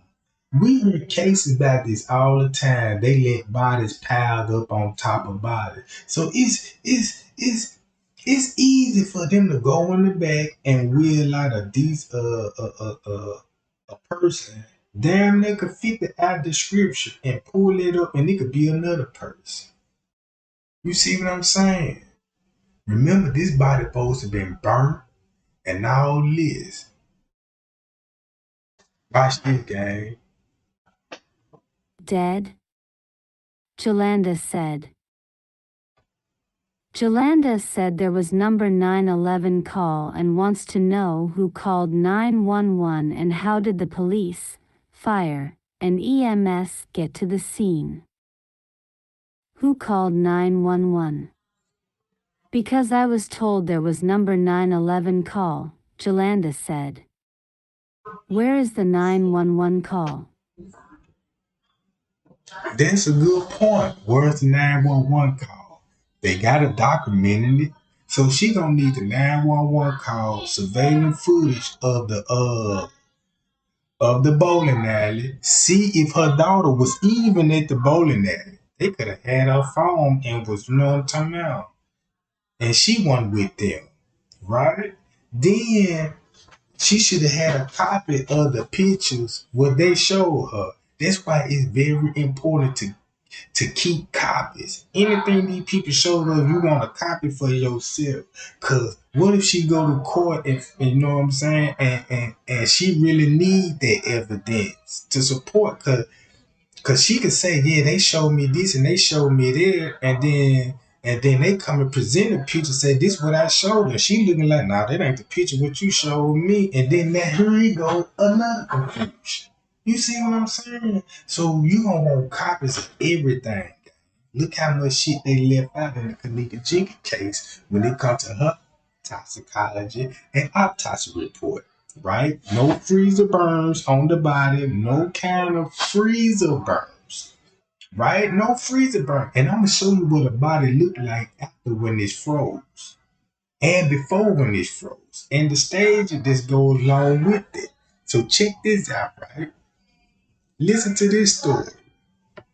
Okay, this is day 3 of our missing persons cases, but this person isn't actually missing. This is just another mystery that I wanted to get into with you guys today. See, ain't it strange that she said this a missing person? This girl could be actually missing. Could be still be alive. Or she could be dead somewhere else. Cause if her mama looked at the picture was like, I don't think that's my daughter.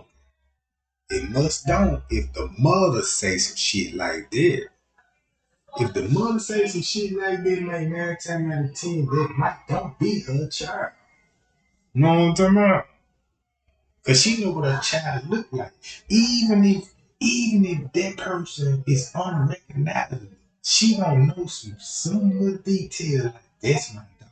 Because of this tattoo, and because of that scar, because how her head is shaped. You see what I'm saying? Stuff like that. Listen to this case, gang, and I'll be right back. Young lady right here happens to be Zakira Kemp. Zakira Kemp's story is probably another wild one that we're doing in this 30-day series, and let's just get into it. So on July 8th, Zakira and her 2 friends were actually driving to go celebrate one of their 21st birthdays. The car Zakira was in was headed southbound on Maryland Point Road. While driving down the road, another car crossed over the median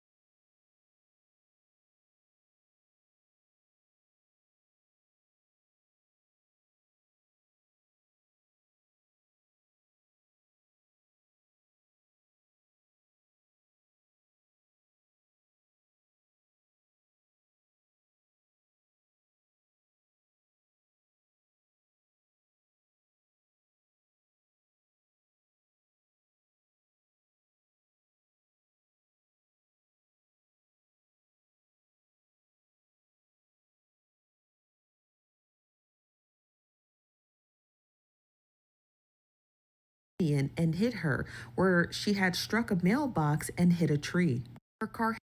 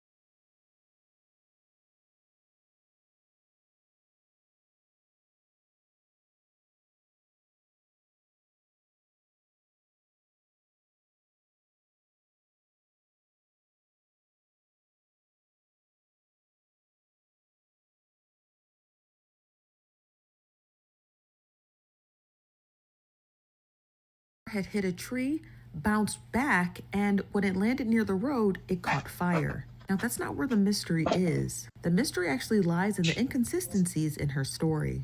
According to her mother, the male and female friend who were in the car had got out and left Zakira in the car. She was alive when the car caught fire, and now here comes the inconsistencies from... Now look, they ain't mentioned the other girl, right? Which is supposed to be Rhonda. Remember that? Because she got to be with them if they had a bowling. Right? Okay. Charles County Sheriff's Department. Instead of her car being towed to the impound where the police station is, it was actually towed to a salvage yard, where the car actually remains until this day. Her mother lays down the account of exactly what happened the night of the accident, and let's begin. So it says here that Zakira left from Texas going to Maryland with her two friends, one being a 20-year-old female and that 20-year-old female's boyfriend. The main reason they were on this road trip was to celebrate her female friend's 21st birthday. Her friend's birthday is on July 8th, and that is subsequently the same day of the accident. In the beginning, both the friends claimed that they couldn't remember who was driving the car, even though the male friend had remembered getting out of the car and getting his girlfriend out of the car, and then he went unconscious. He also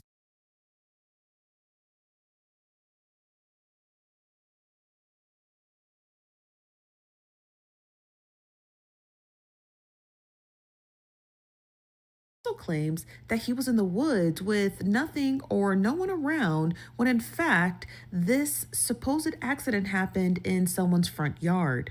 He goes on to say that he did regain consciousness and that the car was completely engulfed. After the accident, both friends were avoiding talking to the police. The mother of the male told the leading officer that she was taking him back to the hospital due to complications from his injuries. But in fact, he was actually having a good time.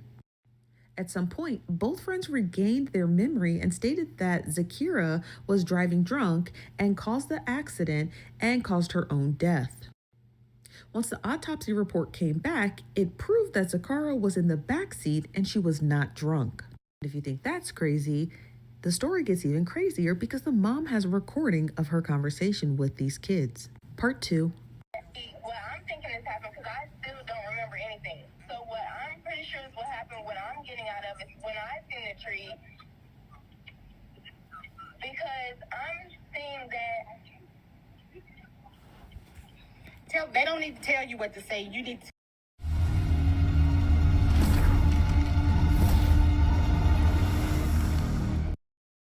Tell me here what you're saying. I can hear the people in the background. Hey, give me the phone. You asleep? Hello? Yes. Miss Jelani, it was me and Kira up the whole time. Rhonda was asleep the whole time. Who is this? Who is this? Who is this? I've been trying to talk to you. She's definitely recording. Okay, go ahead. Hello? Tell me what happened, Mike. Definitely recording. You got any questions for me? Yeah, I got a question for you, Mike. What happened? Rhonda was asleep for a break. It was me and Kira up the whole time. Okay, and what happened, Mike? Tell me what happened. Tell me what happened, Mike. What are your questions? How can I tell you just what happened? No, you tell. You was there. You was in the car. Tell me what happened. I was in a trauma. I don't remember. You see what I'm saying, Mike? Let me tell you something, Mike. No, listen to me. Listen to me. And I need you to listen good to me. I'm listening to you very well. Because you know, of all people, Kira was close to you. She called you her cousin. Did she not? Yes. So this is the part I'm having a problem with. Ever since this done happened, the story have changed, Michael. I came down, and listen, I came down there yesterday. I asked your mom to let me come and see you and talk to you. She didn't answer. Yes, she did. She was on the phone. She talked to me. She told me to give her 2 hours, and she was going to call me so we could come out to that coach's house. I waited all day and night for your mom. You see what I'm saying? So my thing of it is this right here. When I got down there and I went to the spot, what everything that was said to me didn't make sense to me. because it's a house right there and everything else. Everything has been I lost my memory and this and that. See, this is the problem I have. Listen, no, can you hear me? Hear me right quick. Because I need you to hear this before you speak. Yes, ma'am. Yes, ma'am. Kira loved y'all. She even wrote me a text and said that y'all wasn't her friend. Y'all was her family. Those was her last word. Her first words was Aiden, Mike, and Rhonda. And all these people was her family and Demaja. You see what I'm saying? So as her family, and y'all know I love my baby with everything in me, y'all owe it to me to tell me the truth. What happened? Okay, we're gonna have to make a part 3 because there's a lot more to that call. Part 3. Be the truth of what really happened. Okay, and I'm telling you, Rhonda, babe, please, babe. Girl, Rhonda, I don't want to hear anything from Rhonda because Rhonda was never Kira's friend in the first place. And she's showing me how she really is. Y'all heard that? Rhonda, look, it's something up with Rhonda. You see what I'm saying, gang? So, look at this. Watch this.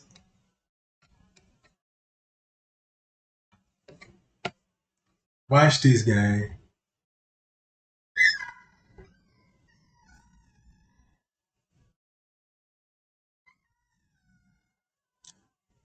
So, Michael do mess with Rhonda because he just called her babe. So, who is the other girl? Hold on. Hold on, y'all. 1 second.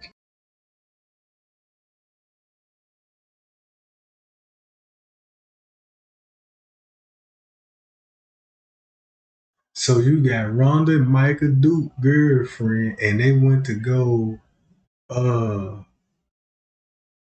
They will be staying with a friend up there named Aiden. So you got Aiden, and so you got she don't get along with his girlfriend. So that mean okay, she don't get along with his girlfriend, and they went to Aiden's house. So who birthday it was, why they went in the first place. She was with a guy friend and his girlfriend Rhonda, and they was going to Maryland to celebrate Rhonda's birthday. It's her birthday, and it's her birthday, and you got this girl on a trip with a girl that she don't even like, but she cool with him, with Michael Dukes. And they was going up. So why they went to Aiden's house then? So why would they leave Texas and go to hold on? So they went to go see his daddy that stay in Maryland. So cause that's why they went to Maryland. Cause that's why his daddy said they came up there to visit him and he stayed on a ranch. So they was at the ranch. They went there over his dad's house at some point in time. So who the fuck is Aiden? And where do Aiden come in at? Right? So when they was out, so did Aiden was at the movie theaters with them. So him and his girl got it out safely. And she didn't. So that means who got out the car? Cause it clearly was somebody was there indirect. Hold on, this Rhonda right here. I don't know why I was thinking these. So this Rhonda or this Zakira, they look alike.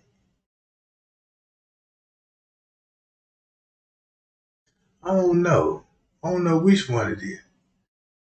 So they said She get a call from her friend that told her Ada mother is. So who is Ada and who is Lakira Cole? Lakeisha Cole, right? Lakeisha Cole called and told her Ada mom. So we got to find out who is Lakeisha and Ada is. You got two other people because I'm quite sure that it was more than 3 people at the bowling lane. All right. That's why I don't want her to even try to explain it to you. Because I understand how you're getting frustrated. Because she's trying to explain the little bit of memory that she knows. Rhonda was asleep the whole time. That's why I said, if you got any questions or you want a story. Mike, what happened? Tell me your story. Tell me what happened. What you was remember since you and Kira was up. Me and Kira was celebrating Rhonda's birthday, as you know this. So Rhonda was asleep while him and Zakira celebrating her birthday. Mm-mm. So I'm not wondering what story did you hear? No, you tell me what happened. You don't want to say anything. You know what, Michael? What are you talking Let me tell you. I'm going to end the conversation here. I see now where y'all stand. And I'm Man, sometimes I wish some of these people having a hard time and getting the truth out of these people. I wish they'd hire me and get the truth out. Cause I got a mean motherfucking tactic and I can use. Believe me, when I get through taking care of my business with a motherfucker, believe me, they gonna tell everything. And their whole life gonna change. When I get through with a motherfucker gonna be preaching the Lord work. Yeah, they gonna be, you know, like the God. They gonna have all kind of testimonies. You know what I'm saying? When I get through with a motherfucker. Cause if they don't talk, you just never don't see them again. Simple as that. And we gonna do a reenactment what we thought would happen. going to stand mines too. So when we meet again face to face, and I'm saying bye forever, y'all know what it is. Kill Because right now y'all still like Mike. You of all people, Mike. You of all people know. No, because Mike, you're playing games with me. I didn't even say nothing. That's right. Tell me what happened. I just told you. You never gave me a question. I shouldn't have to give you a question if you was there. If you ask me, it sounds like the boy Mike and the girl Rhonda, they know exactly what happened to Zakira the night of that accident. And I think that they are trying to diminish their role in driving the vehicle because they know they're going to get into a lot of trouble. It's probably likely that they were driving recklessly or driving under the influence, but we don't. But they still gonna have to explain that because once you look at the video, somebody else was in the car. I don't care what nobody say. Somebody else was in that car. He got both of the doors open. So you got Rhonda in the front seat with her boyfriend, Michael Dukes. And somebody was in the back seat with security. And goddamn it, somebody hopped out that motherfucker. Or it could have been all 3 of them. Put the car in drive and let the car hit the tree on purpose while everybody staged like they was in the fucking wreck just to cover up for how that girl got amputated, her legs. Somebody placed her in the back seat and then set the car on fire. Now, check this out, gang. I got another story I want to show y'all.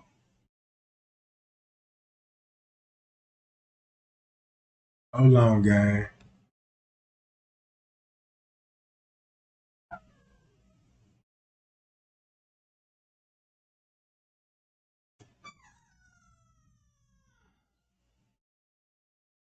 Y'all remember this story? Oh, I got some story lined up for y'all. Y'all remember this? A camera on top of Huntsville Police Headquarters captured this tragic situation. Christina Nance went inside this unlocked Huntsville police van on September 25th, trapping herself inside. We used that van to transport prisoners. Once you're in that van, somebody has to let you out of the van.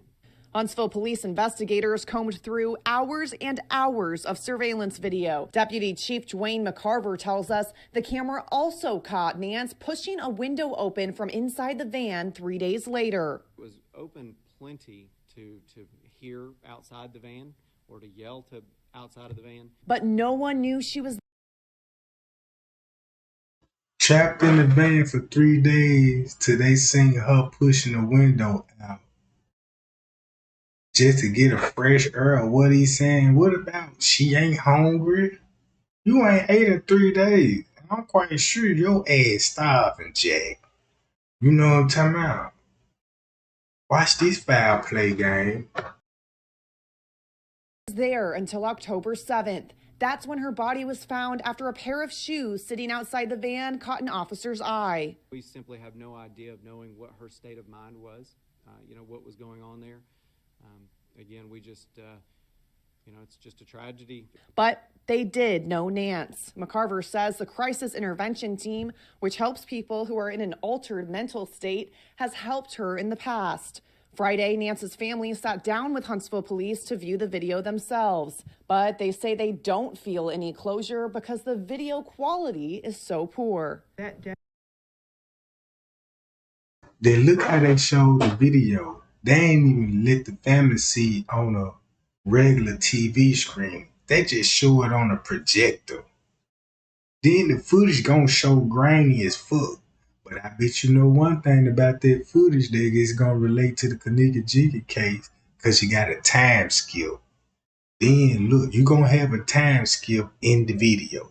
Meaning that somebody tampered in with that footage, right? They tamper in with their footage. I've been watching this case closely.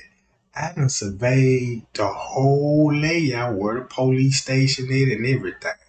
You know what I'm saying? So I'm like, wait a minute, man. These police is so full of shit.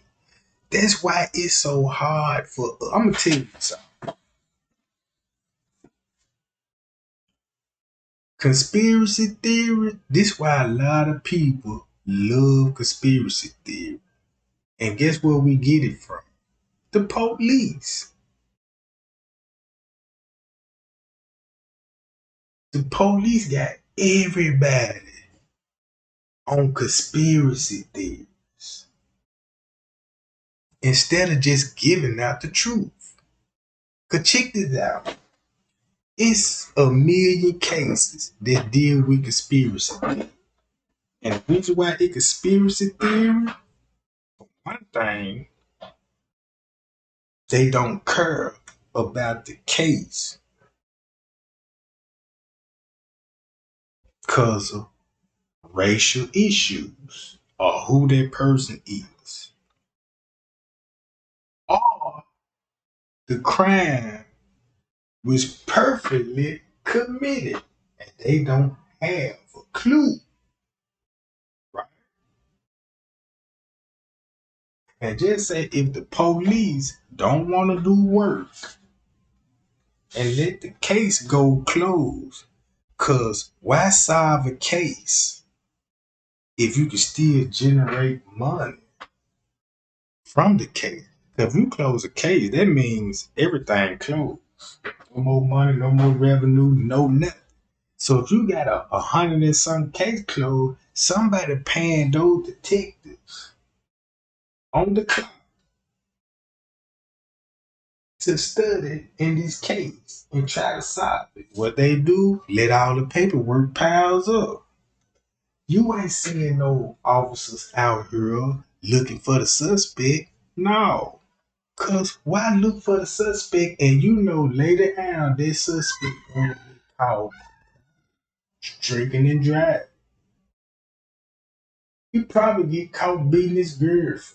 Eventually, he gonna end up back in jail. So why go look for a nigga and you know he coming back to jail anyway?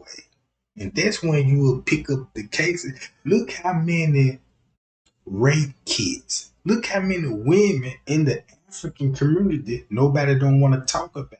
Done got raped and they took rape kits and never processed it to find the murder. To find the person who responsible for this.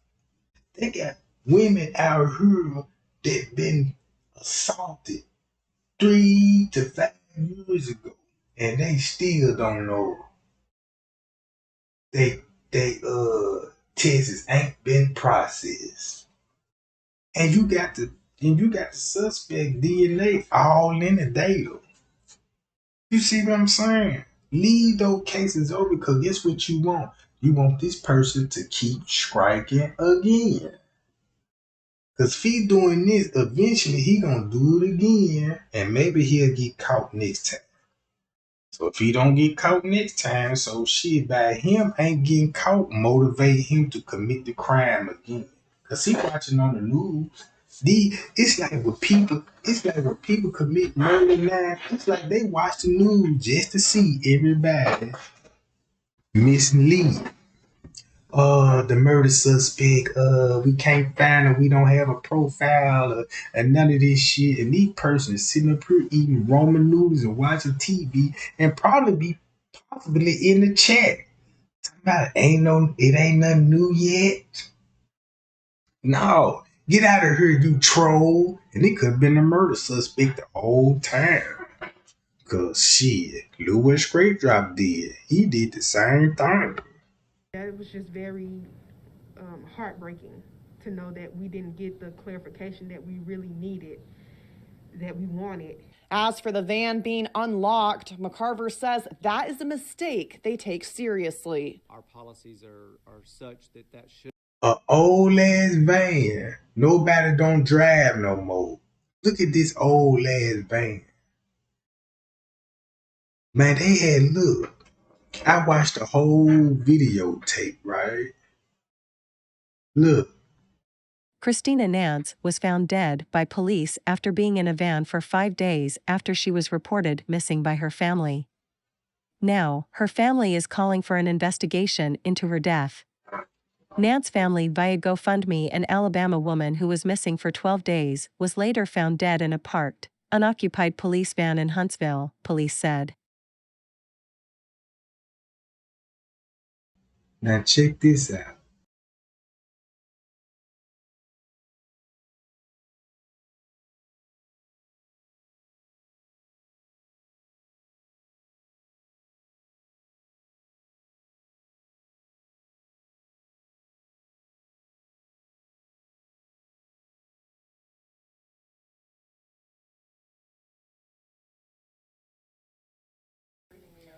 Sure. Yeah. So, well, first off, I appreciate you guys joining us this afternoon, to talk about the tragedy that we've been working on and working through here, with our investigations team and with the family to try to figure out exactly what happened. And so, because there's so much information I want to share with you, normally I don't like to read to you, but I'm going to read all of this because we want to give you a lot of information that's detailed. So the Huntsville Police Department has worked with the family throughout our investigation, and this morning showed them the security video of the events leading up to the discovery of Miss Nance. The Huntsville Police Department's thoughts are with the family during this tragedy. Investigators met with the family Friday morning and showed them the security video of the events leading up to this. The Huntsville Police Department announced Friday, October 15th, information about how Christina Nance entered a parked, unoccupied police van in the rear corner of the parking lot at the Public Safety Complex here at 815 Wheeler Avenue.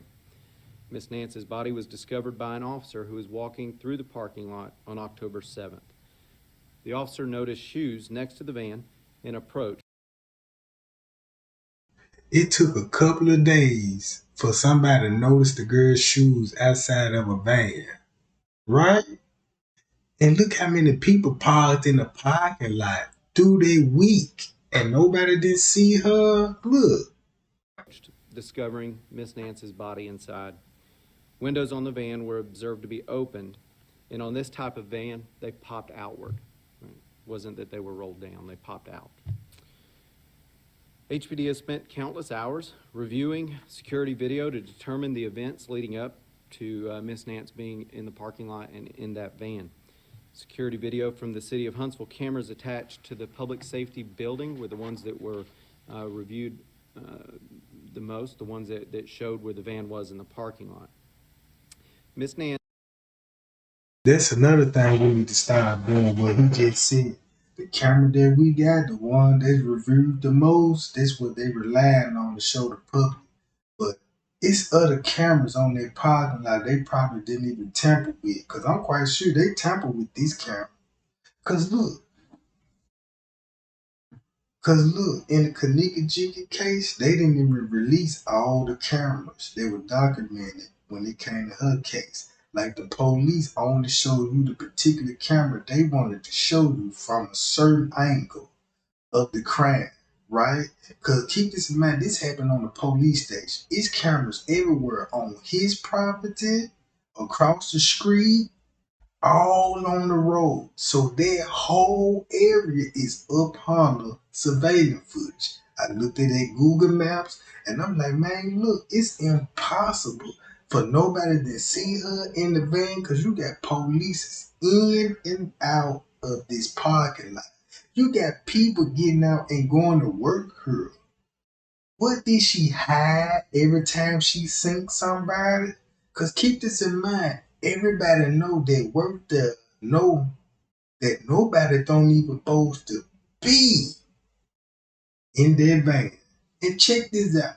Once you look at the picture, the video closely, gang, I believe somebody was with her the whole time.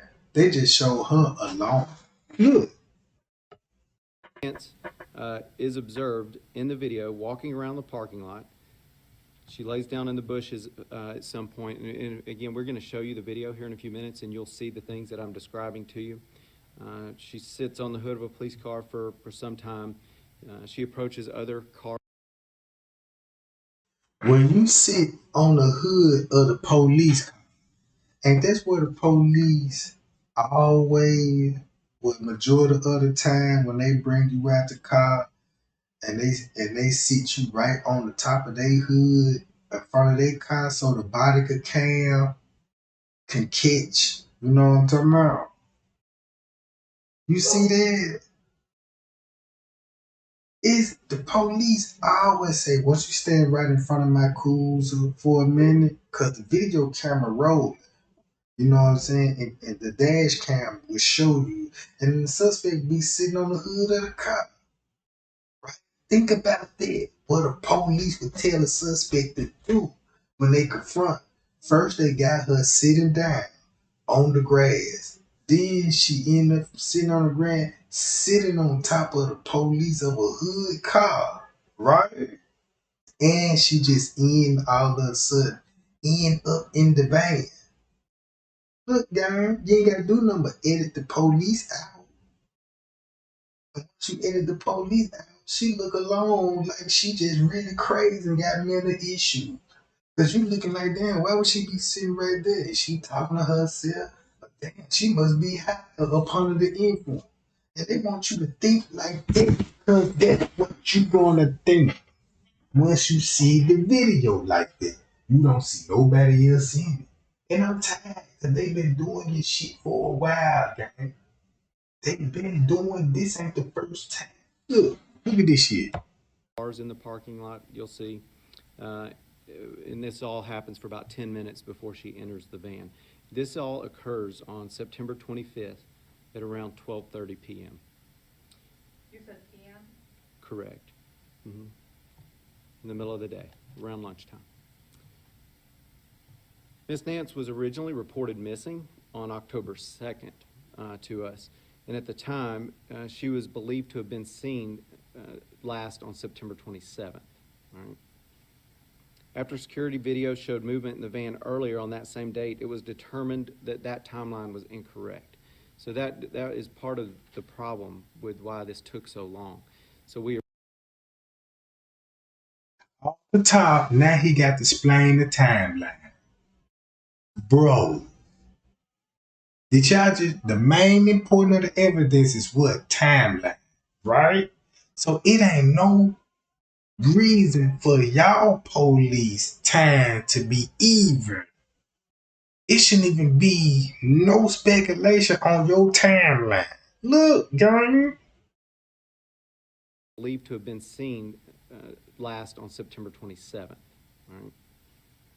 After security video showed movement in the van earlier on that same date, it was determined that that timeline was incorrect. So that is part of the problem with why this took so long.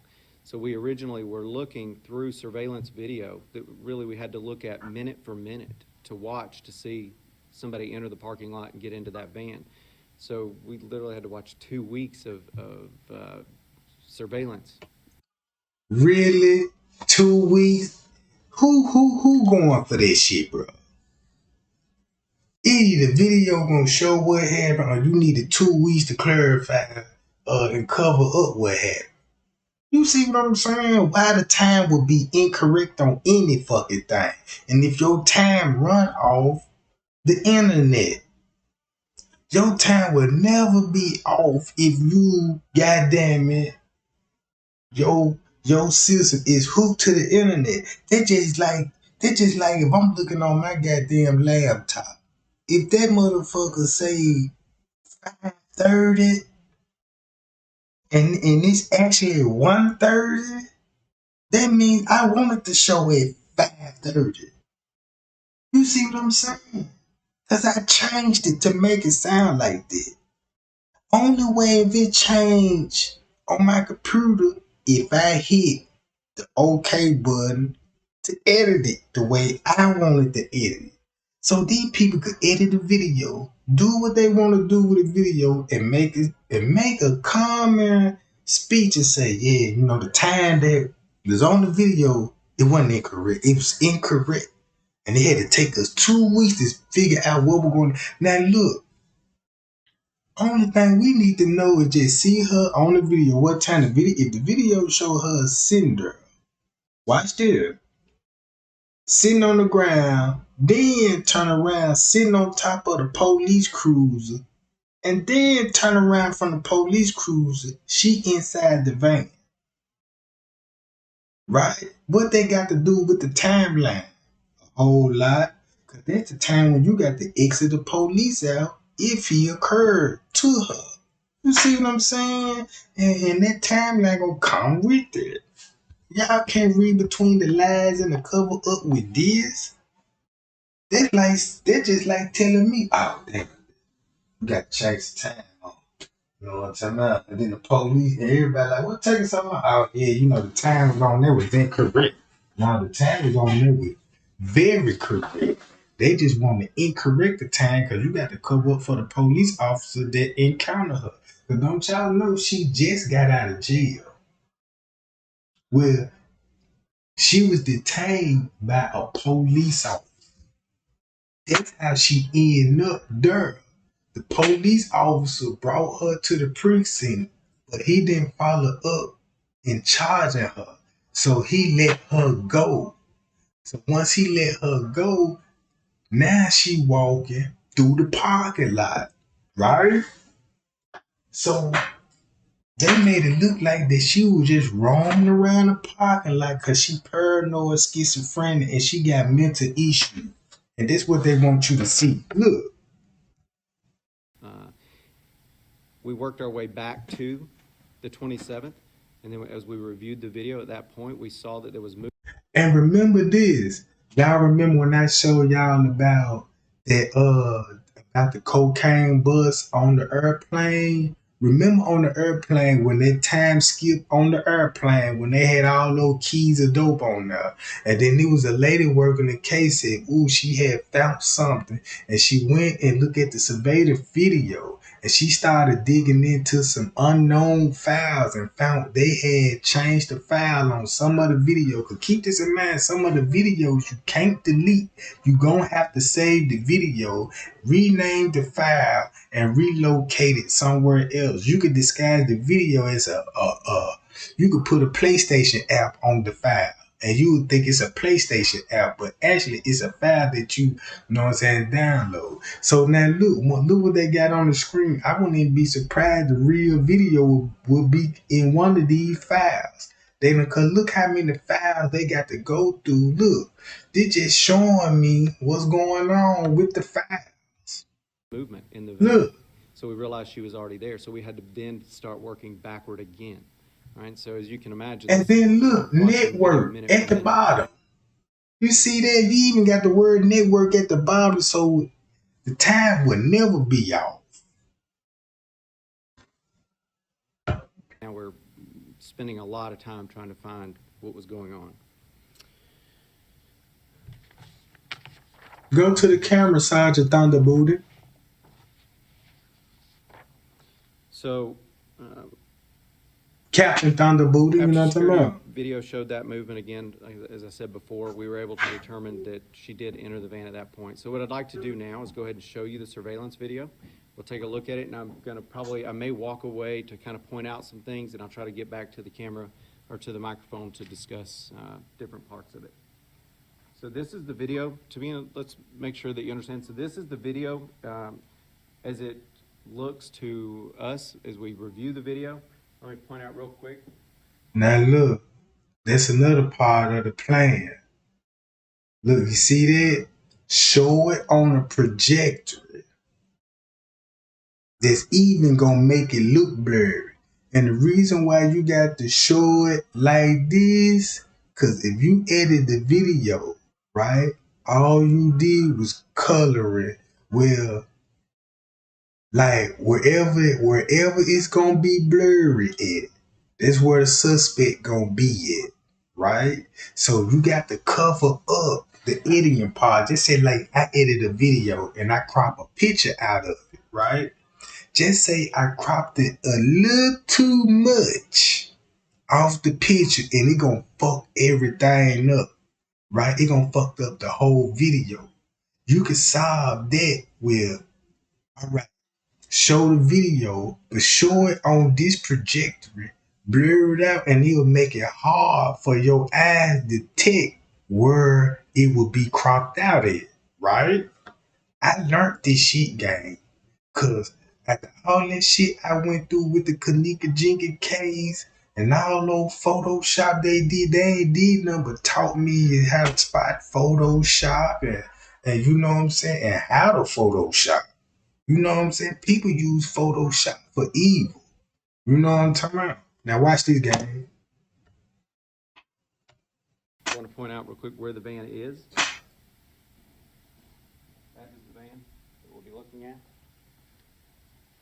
And so, as you can see right now, because we already pushed play, we're already rolling on the video. And I want to hit stop real quick on this. I want to point out something we want to make sure that everybody knows is that the time stamp on this is exactly 12 hours off. So what? 12 hours off. Remember what I said, what's the most important part about any case game? The timeline. If you want to fuck the whole case up, you got to change the timeline. No doubts about that. Why would your camera will be 12 hours off? So that means if this camera, you know what I would have bust a bubble? I'm like, damn, this camera showed it's 12 hours off. Show me a camera inside the building and I want to see is that camera going to be 12 hours off too. Because it'll be really fucked up if just only one camera and then they showing you one angle.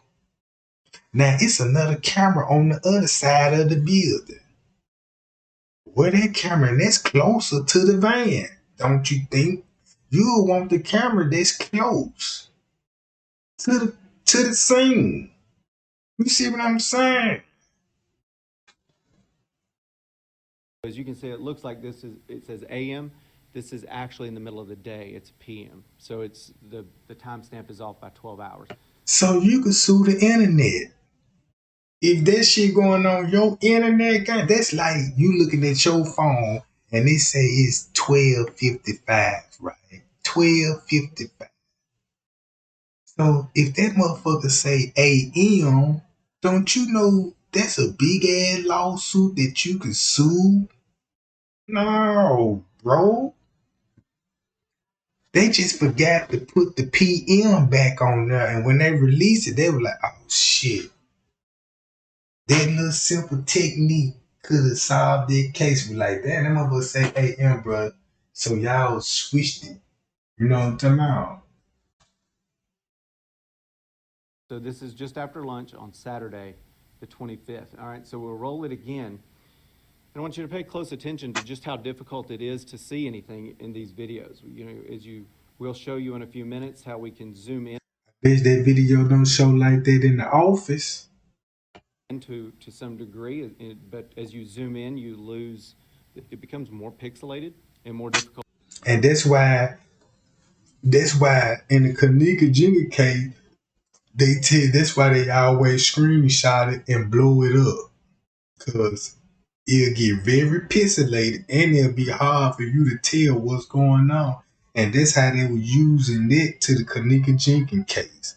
That's why that's why you had more more screenshot than any other case than the Kanika Jenkins case. You see what I'm saying? That's why when we were trying to watch the video and blow the video up and get a closer look at her, the first thing they did was got very, very pixelated. And then the video become garbage then once you try to blow it up and look at it. You know what I'm talking about? How y'all watch this game? Difficult to see, but if you will watch here in just a few minutes, you'll start to see her come into view as she's walking toward us in the distance on Wheeler Avenue. And I'm going to walk over and point out where you watch this. First come up on the video. See that? We want this to play for just a minute so that you can understand, and the public can understand. You can see her there walking, the figure walking along the street. Again, investigators had to sit and watch this video minute for minute for hours to finally find this. What? Why would you have to watch it minute for minute, hour to hour just to find it? Now you had to edit from the minute to minute, hour to hour, right? When you change the timeline and all this old shit, now you got work to do. That's why when you do any kind of explaining, you got to let everybody know, look, the time gonna be y'all, right? So everybody gonna know the time. And ain't gonna know the real actual time that this happened. Now they want to say this shit was happening between lunch hours. So you mean to tell me if she walking out here when everybody supposed to be going and taking break, that means somebody approached her. And somebody had to see her going on break or coming from break, if you understand what I mean, right? But if you let him believe, if you let him convince you of the narrative, you're gonna see it exactly the way he wants you to see it. Cause look how clear this video is. What the news got, right? Watch this.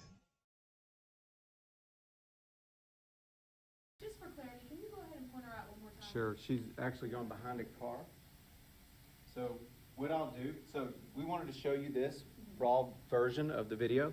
What we'll do is we'll go ahead and stop it here, and we're going to show you an where we zoom in, right? Okay, so we'll switch now.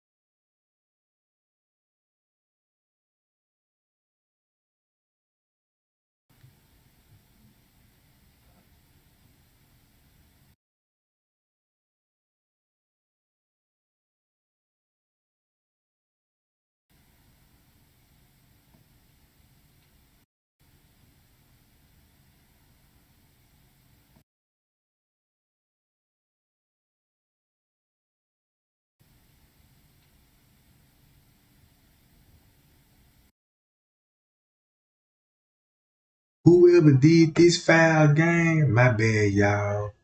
Look, whoever did this game did this on their own laptop. Cause look, watch this game.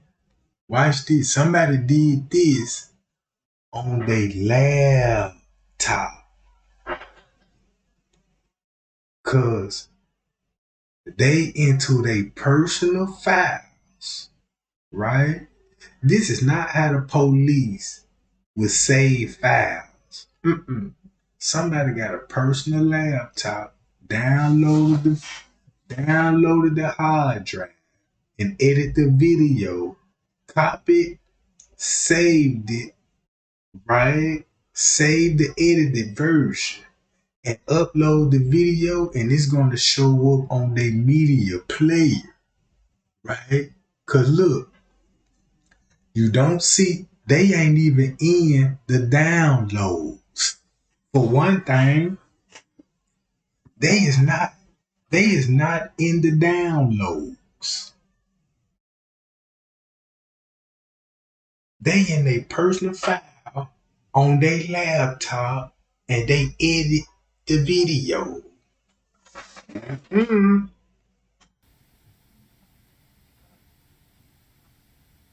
This how my computer screen show up when I do my little editing on my video. Watch from the same area. You'll see her walk toward the camera. So now you watching the edit video.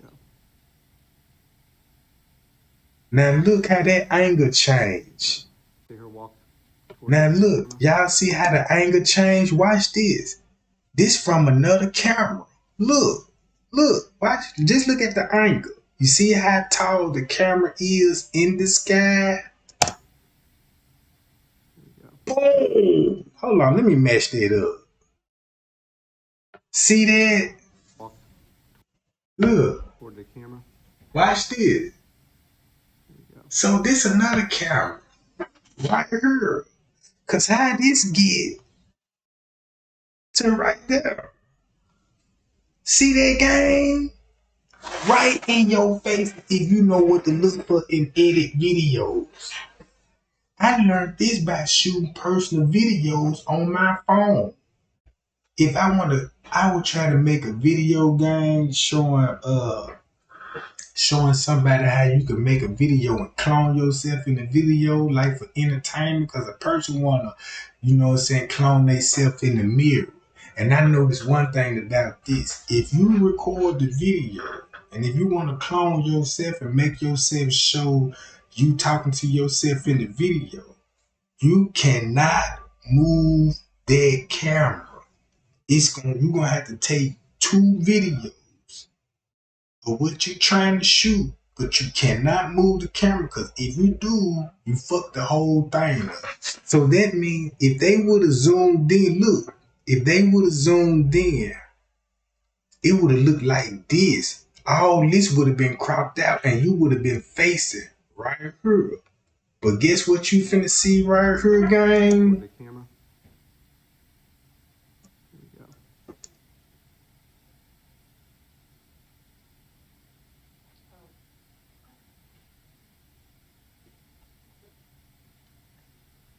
They want you to stop from looking at her from right there. Cause they where the jail at. This where you get released at from the back. Hold on, gang. Hold on. Camera. Hold on. So is this that car right here? Hold on. Probably another car on the side. Make sure. Okay. They right here then. They right here. Boy, I thought they had that shit right here. I'm like, okay, what a tree. Okay. So this right here where this car will be at. In the same area, you'll see her walk toward the camera. All right, we got to straighten that up, gang. So she gonna be right up in her. Now here she go right there. Now if you see her walk, look, her walk stutter. It's a stutter step. It ain't even running at 1080 by 720. It's too glitchy. Then she disappeared behind the car. This is where they want you to think she was sitting down there. It appears that she sits behind that patrol car for some time. She, as you can see, she went behind the patrol car and is not reemerged.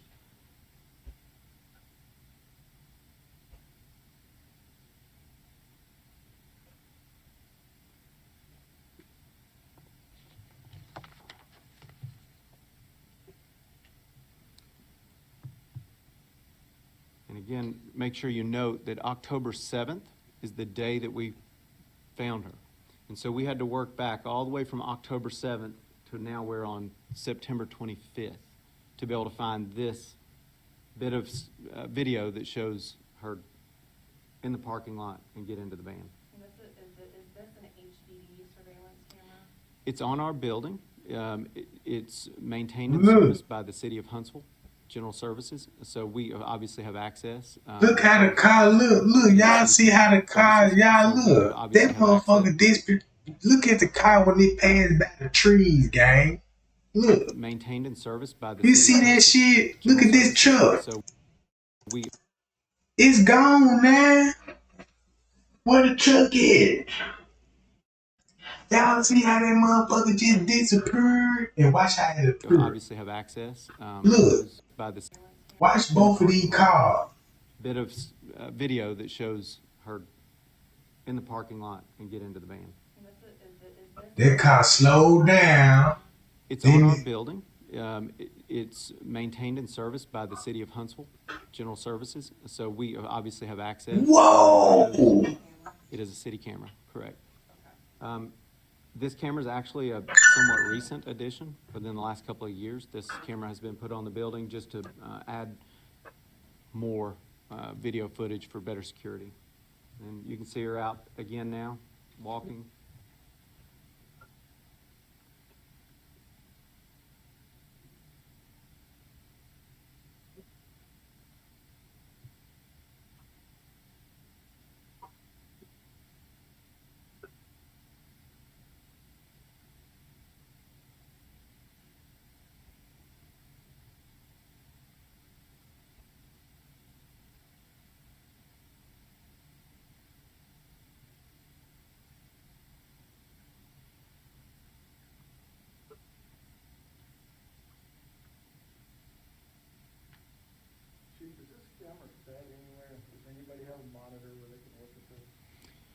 No, I don't believe we have any kind of, we have so many cameras that we monitor.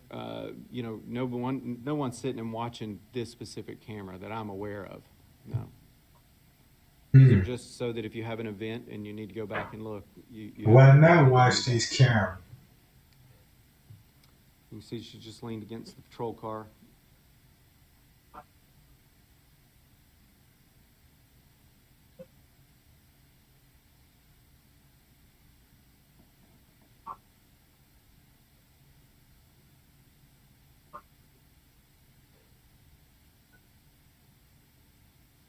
It's something going on right up in this area too, gang. It's like something from her to right here. See how she just popped up from right there? It's something from right here. Cause she didn't even going their way. We will be providing you with a copy of this. Cause I want to know, why would the car be glitching when they come to this area? So that means somebody called her over there, and then y'all see how I just jumped it. Pow!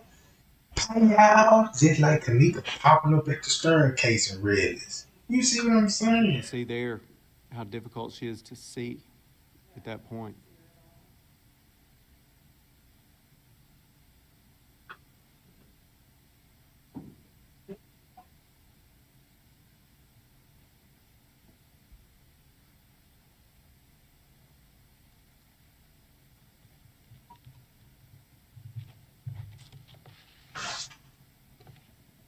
And this was somebody down here. It's somebody down here at the bottom of the screen. Unless that's him. That ain't even him. Y'all see that? There's somebody down here at the bottom of the screen.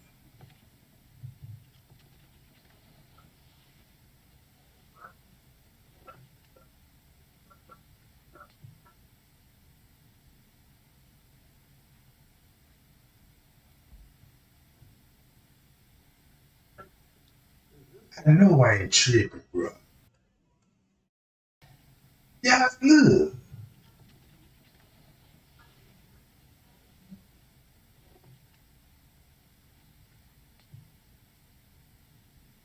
Yeah, what you say, we bet they got filters. Hell yeah, they got filters for this shit. And make it so bad, we use those filters all the time for entertainment purposes. They use it for evilness. So this portion is not a public lot. This side is only HPD vehicles. There's actually a gate arm that you have to have a key card to enter this part of the parking lot. However, as you can see, you can walk into it.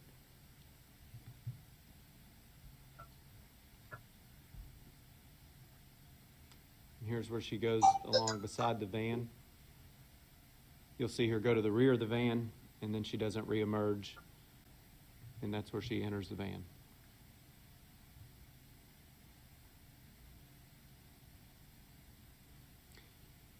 So from this point forward, there are numerous times throughout the next few days where you see movement inside the van. We actually see those windows. I'll point to the windows I'm going to refer to. Those windows actually pop out and open, then they close, and they pop open again. So there were several times, primarily those windows opening, I believe were the 28th, when those windows opened that were very prominent, and then they stay open. They ended up open all the way until the time that the officer found her. So, I think what really distresses us and pains us is that we know that there are, you guys will have some of this video, but cars go by, people walk nearby the van. We just wish that she would have hollered out to someone or something, because there were. I heard that girl just didn't pay no girl no attention. She been in that van. Look, she been in that van down there for about 3-4 days without using the bathroom or eating. Come on, gang. And then all that traffic going, then you got people pulling. Well, they ain't gonna show you how many employees kept coming in the parking lot, coming to work and leaving, while she still in the fucking van. Come on, bro. You know what I'm talking about? So look, when you look at it, let's go to the Kendra Johnson case. Right? Y'all see that? The Kendra Johnson case. Now look, I want to go and show y'all. Y'all know what was going on with his case. He was found in the jail, man. And then you got his time skipping all over the place, just like Kanika, right? Just like the Kanika, and look who he talking to at the last moments, right? Now we know the FBI sons went to this same school, and everybody accused them of doing the murder. But the crime scene was so covered up, god damn it, it's hard to prove they did it. You know what I'm talking about? If they daddy got involved and helped cover up the crime scene. Cause that's what it came out to be, right? So watch this. Check this out.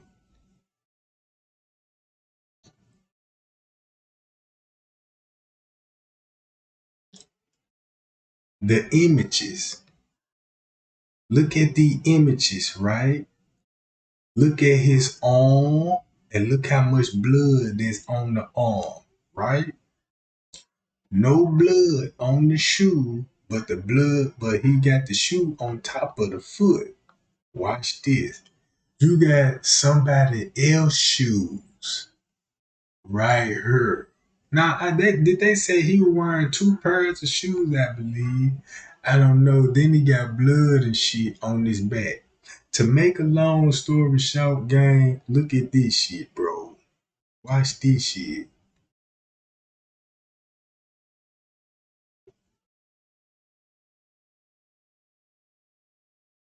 When it comes to the Kanika Jenkins case, look, this what that man looked like. This what your face look like if you was laid on your face.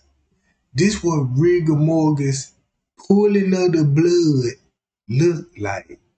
And then you could tell he was hit in the eye because his eye is swole on this side, right? His eye is swole on this side. He was in the fight. Look like his teeth is chipped, missing. You see what I'm saying? This what Kanika face supposed to look like. Look at the injury. You see the chest? This where the pooling of the blood is at. Right here. This what Kanika chest supposed to look like. Right? Then you can look at the arm. Cause you see this arm right here. What's this the right arm, the left on your screen. Hold on. Right here, gang. Damn. This arm was closed in. Right? This arm was closed in. That's why it's light right here. Because this arm was folded. This arm wasn't. This arm was still straight. If y'all get what I'm saying, because these how you identify the bruises. That means since he was laid down there on his face, this where you would get pulling of the blood from his chest and his face. And keep this in mind, he was rolled up, upside down in a gym mat. So once you see this, his blood, all his blood travel to the head. You see what I'm saying, gang? That's why his face and shit look like this. So if Kanika, and then look, Kanika would look worse than this. Cause she was in the fucking freezer. She would have been looking like this. Damn near worse. You see what I'm saying? And then they said he had neck injury. Cause keep this in mind, they had a blunt force trauma to his neck. So that means he probably got slammed on this motherfucking head and broke his neck like Shinquella. Cause look how swole it is. Come on, gang. If you do 5 minutes of your time, study rigor mortis, the 5 stages of death, right? Cause listen to this. If you do that, you can look at this photo and could pinpoint how the body was laying. And then check this out. Watch this. You can even tell half the body been moved from one location to the other. Watch this. Since you know about pulling of the body, tell me, have this body been moved? Look, can you tell me, have this body been moved? And if you did 5 minutes of research, you will know what to do. You can answer that question with flying colors. So if you would know these things, you would know when they released these photos. You would know what they lied about and the reason why they had to lie on a particular spot of the body. Cause maybe people will look at that bruise and like, I want to know what caused it dead. And since you don't know, they gonna tell you what they want you to know. You see what I'm saying, gang?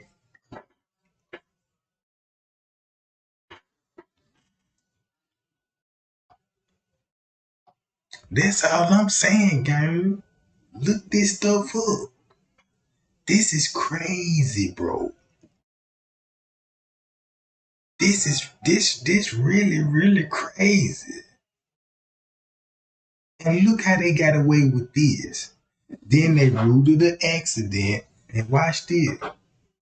Did the mother say they took all his organs out of his body? I want to know, now you understand why would they take everything out his body and put newspapers in there, right? Why would they do that? Why would they stuff that man up with newspaper? Look at the injuries to the chest. Look, maybe that heart would have told, look, come on, gang. Look at his nipples. Look at come on, bro. It's fucked up. You know what I'm talking about? Bye, y'all. Like, share, and subscribe, gang. You know what I'm talking about? So, Kendra Johnson got a busted eye. It just showed you that somebody hit that man in the eye. Then, if he had blunt force trauma to the head, I mean, not to the head, they said to the neck. I don't think nobody hit him with nothing. I believe they slammed that man down on top of his head. And he didn't even get up after that. They ain't had no choice but to roll him up in the mat. You know what I'm saying? And the reason why they probably, whoever, look at this game. Whoever rolled that man up and put that man in the mat knew exactly what to do. Let all the blood rush to his head and so it could swell his face up, because all this finna cover up visible injuries. What you know what I'm talking about? Man, that's where that man probably got that neck injury from. Because what else they gonna hit him with on the back of his neck to cause his neck to be blunt force trauma to the head? Unless they fell down in an awkward ass way. But yeah. And then guess what? The people that was accused of killing KJ, these people wrestle. They wrestle. The same person. Check this out, gang. How much do this make sense? If Kendrick Johnson neck was broken because he was slammed, a body slam, awkward on the top of his head and it snapped the neck, look who everybody accusing. This nigga is a wrestling champion. The white boy. The white boy, gang. And he had a wrestling match that same day. You see what I'm saying? He fit the profile who would have did it. That's why everybody pointed his ass out. So you gotta look at it. What y'all talking about in the chat? Oh, Last Man Standing. I'm gonna check that out. I'm gonna check it out. I'm gonna check that junk out. Now watch this game. Watch how many people it's not finna make this important. Kendrick Johnson was fighting a nigga that know how to wrestle, and he used one of his wrestling throws, land Kendrick Johnson on top of the neck, snapped the man neck, boom, rolled the man up in the gym, man. Just like Shanquilla was body slammed on the top of her neck, 'cause that's how the injury. It's the same thing. Then when you look at Kanika, they cover up her neck. We don't even know if Kanika actually had a broken neck. We need to take this shit serious. The evidence. You know what I'm saying? No nerve. Come on now. Who else would pick? Who else would have a better advantage in flipping him in a wrestling contest? You see what I'm saying? Sad game. They stuffed that man with newspaper. I believe that man with body slam on top of his neck. Cause what they else would hit him with? It ain't no murder weapon. You see what I'm talking about? So yeah, Kendrick Johnson case, and I've been covering his case. Those white boys y'all seen that the Fed sons, they did this shit. He body slammed Kendrick and goddamn it, Kendrick died and didn't even get up. And make it so bad, he probably was still alive. Down to about 15 to 20 minutes after the fact they left him there. Cause he was probably still alive. Cause keep this in mind, they said he died from lack of oxygen, right? Suffocation, right? Meaning he was still alive with a broken neck. Cause remember, he got blunt force trauma to the neck. This all been proved. This shit all been proven. His neck had blunt force trauma, and he died from lack of oxygen. So he was still alive when they rolled him up in a gym mat. Barely could move, barely paralyzed. He could probably hear everything what was going on, but can't speak and can't move, just like Shanquella did. Cause it gonna cause the same results when it come to this case. That's why I got them with these serial killers when they kill these females, if they start from the neck and up. They either finna stroke hit you with an object on the top of your head or choke you out to death so you won't be able to breathe. 9 times out of 10, when a woman die, she gonna die for suffocation because a woman known to scream and yell for help. So you want that murder to really to be quiet as possible. You see what I'm saying? You see what I'm saying? So that's what's going on with the Kendrick Johnson case.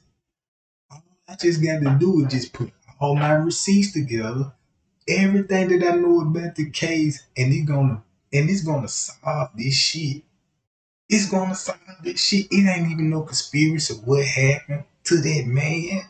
It's a conspiracy because everybody just going along with the police saying. And then we know they lying, but nobody just didn't follow up on the lie that they told us. Cause don't y'all know lie can be uncovered. You know what I'm talking about? It's easily to uncover this shit. But what makes the difference is I'm not in a position to say, look, this how the man died and now because I don't have credentials. They don't mean nothing wrong. They just show me I don't have an authority for over people. Don't take me serious. And why would you take a nigga serious if you know I ain't got the license and none of this shit? But that's why if a medical examiner office shine the light on this right now and say going live, update on Kendrick Johnson. Yes, evidence showed that Kendrick Johnson was body slammed. That was called the front blood trauma to the neck, and he was still alive for at least about 35 to 45 minutes after the blow. So when he was rolled up in the gym, man, he really died from asphyxiation because he was struggling since his neck was broke. Earl was hard to you know what I'm talking about, breathe at this point because your air supply is basically screwed at this point. So you're struggling to believe. All because slammed on the neck, broke the neck, caused the force blunt trauma to the neck. It cut his airways off. He's struggling to breathe. And to make the injury more worse, when they wrapped the man up, that's why they was able to wrap him in the mat. Cause, cause he had to been hurt when they wrapped him up in the mat. And check this out. This could have been an honestly mistake. Maybe the dude wanted to wrestle with Kendrick because at this time he finna go on a school field trip to a wrestling tournament. And everybody said him, Kendrick, they really just weren't cool, but it really wasn't no beef neither. So he probably could have used one of the wrestling moves on him. They could have been wrestling horse playing. Because the mats is right. It would make sense to roll him up in the mat if y'all were playing on it. So maybe he body slammed and really fucked that man up and like, oh shit. Then rolled the man up, called his daddy. Daddy answered the phone and told him how to cover it up. And his daddy jumped on top of it and contacted the laws. And they knew how to take care from there. You see what I'm saying?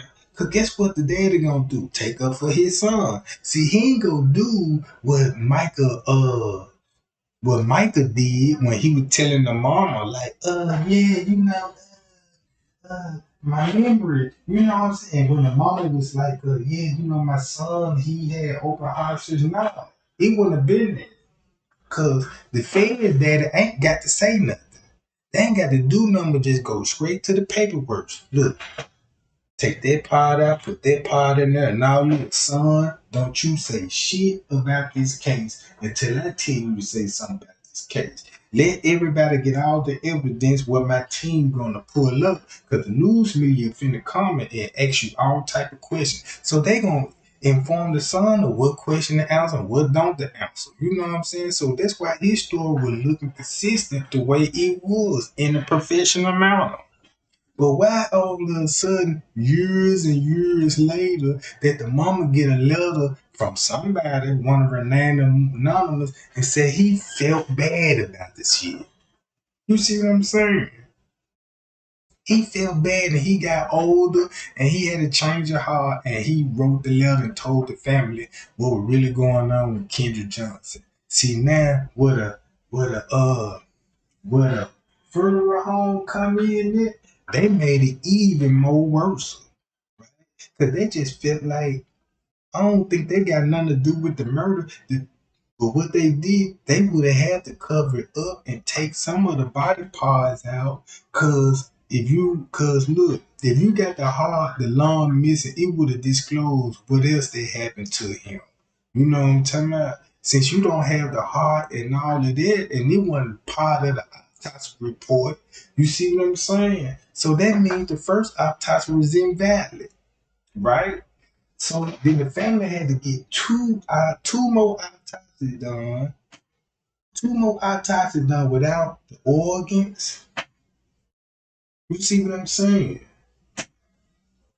So boom, that's what's going on with the Kendra Johnson case. And then let me put y'all up on this shit, right? Y'all know about who?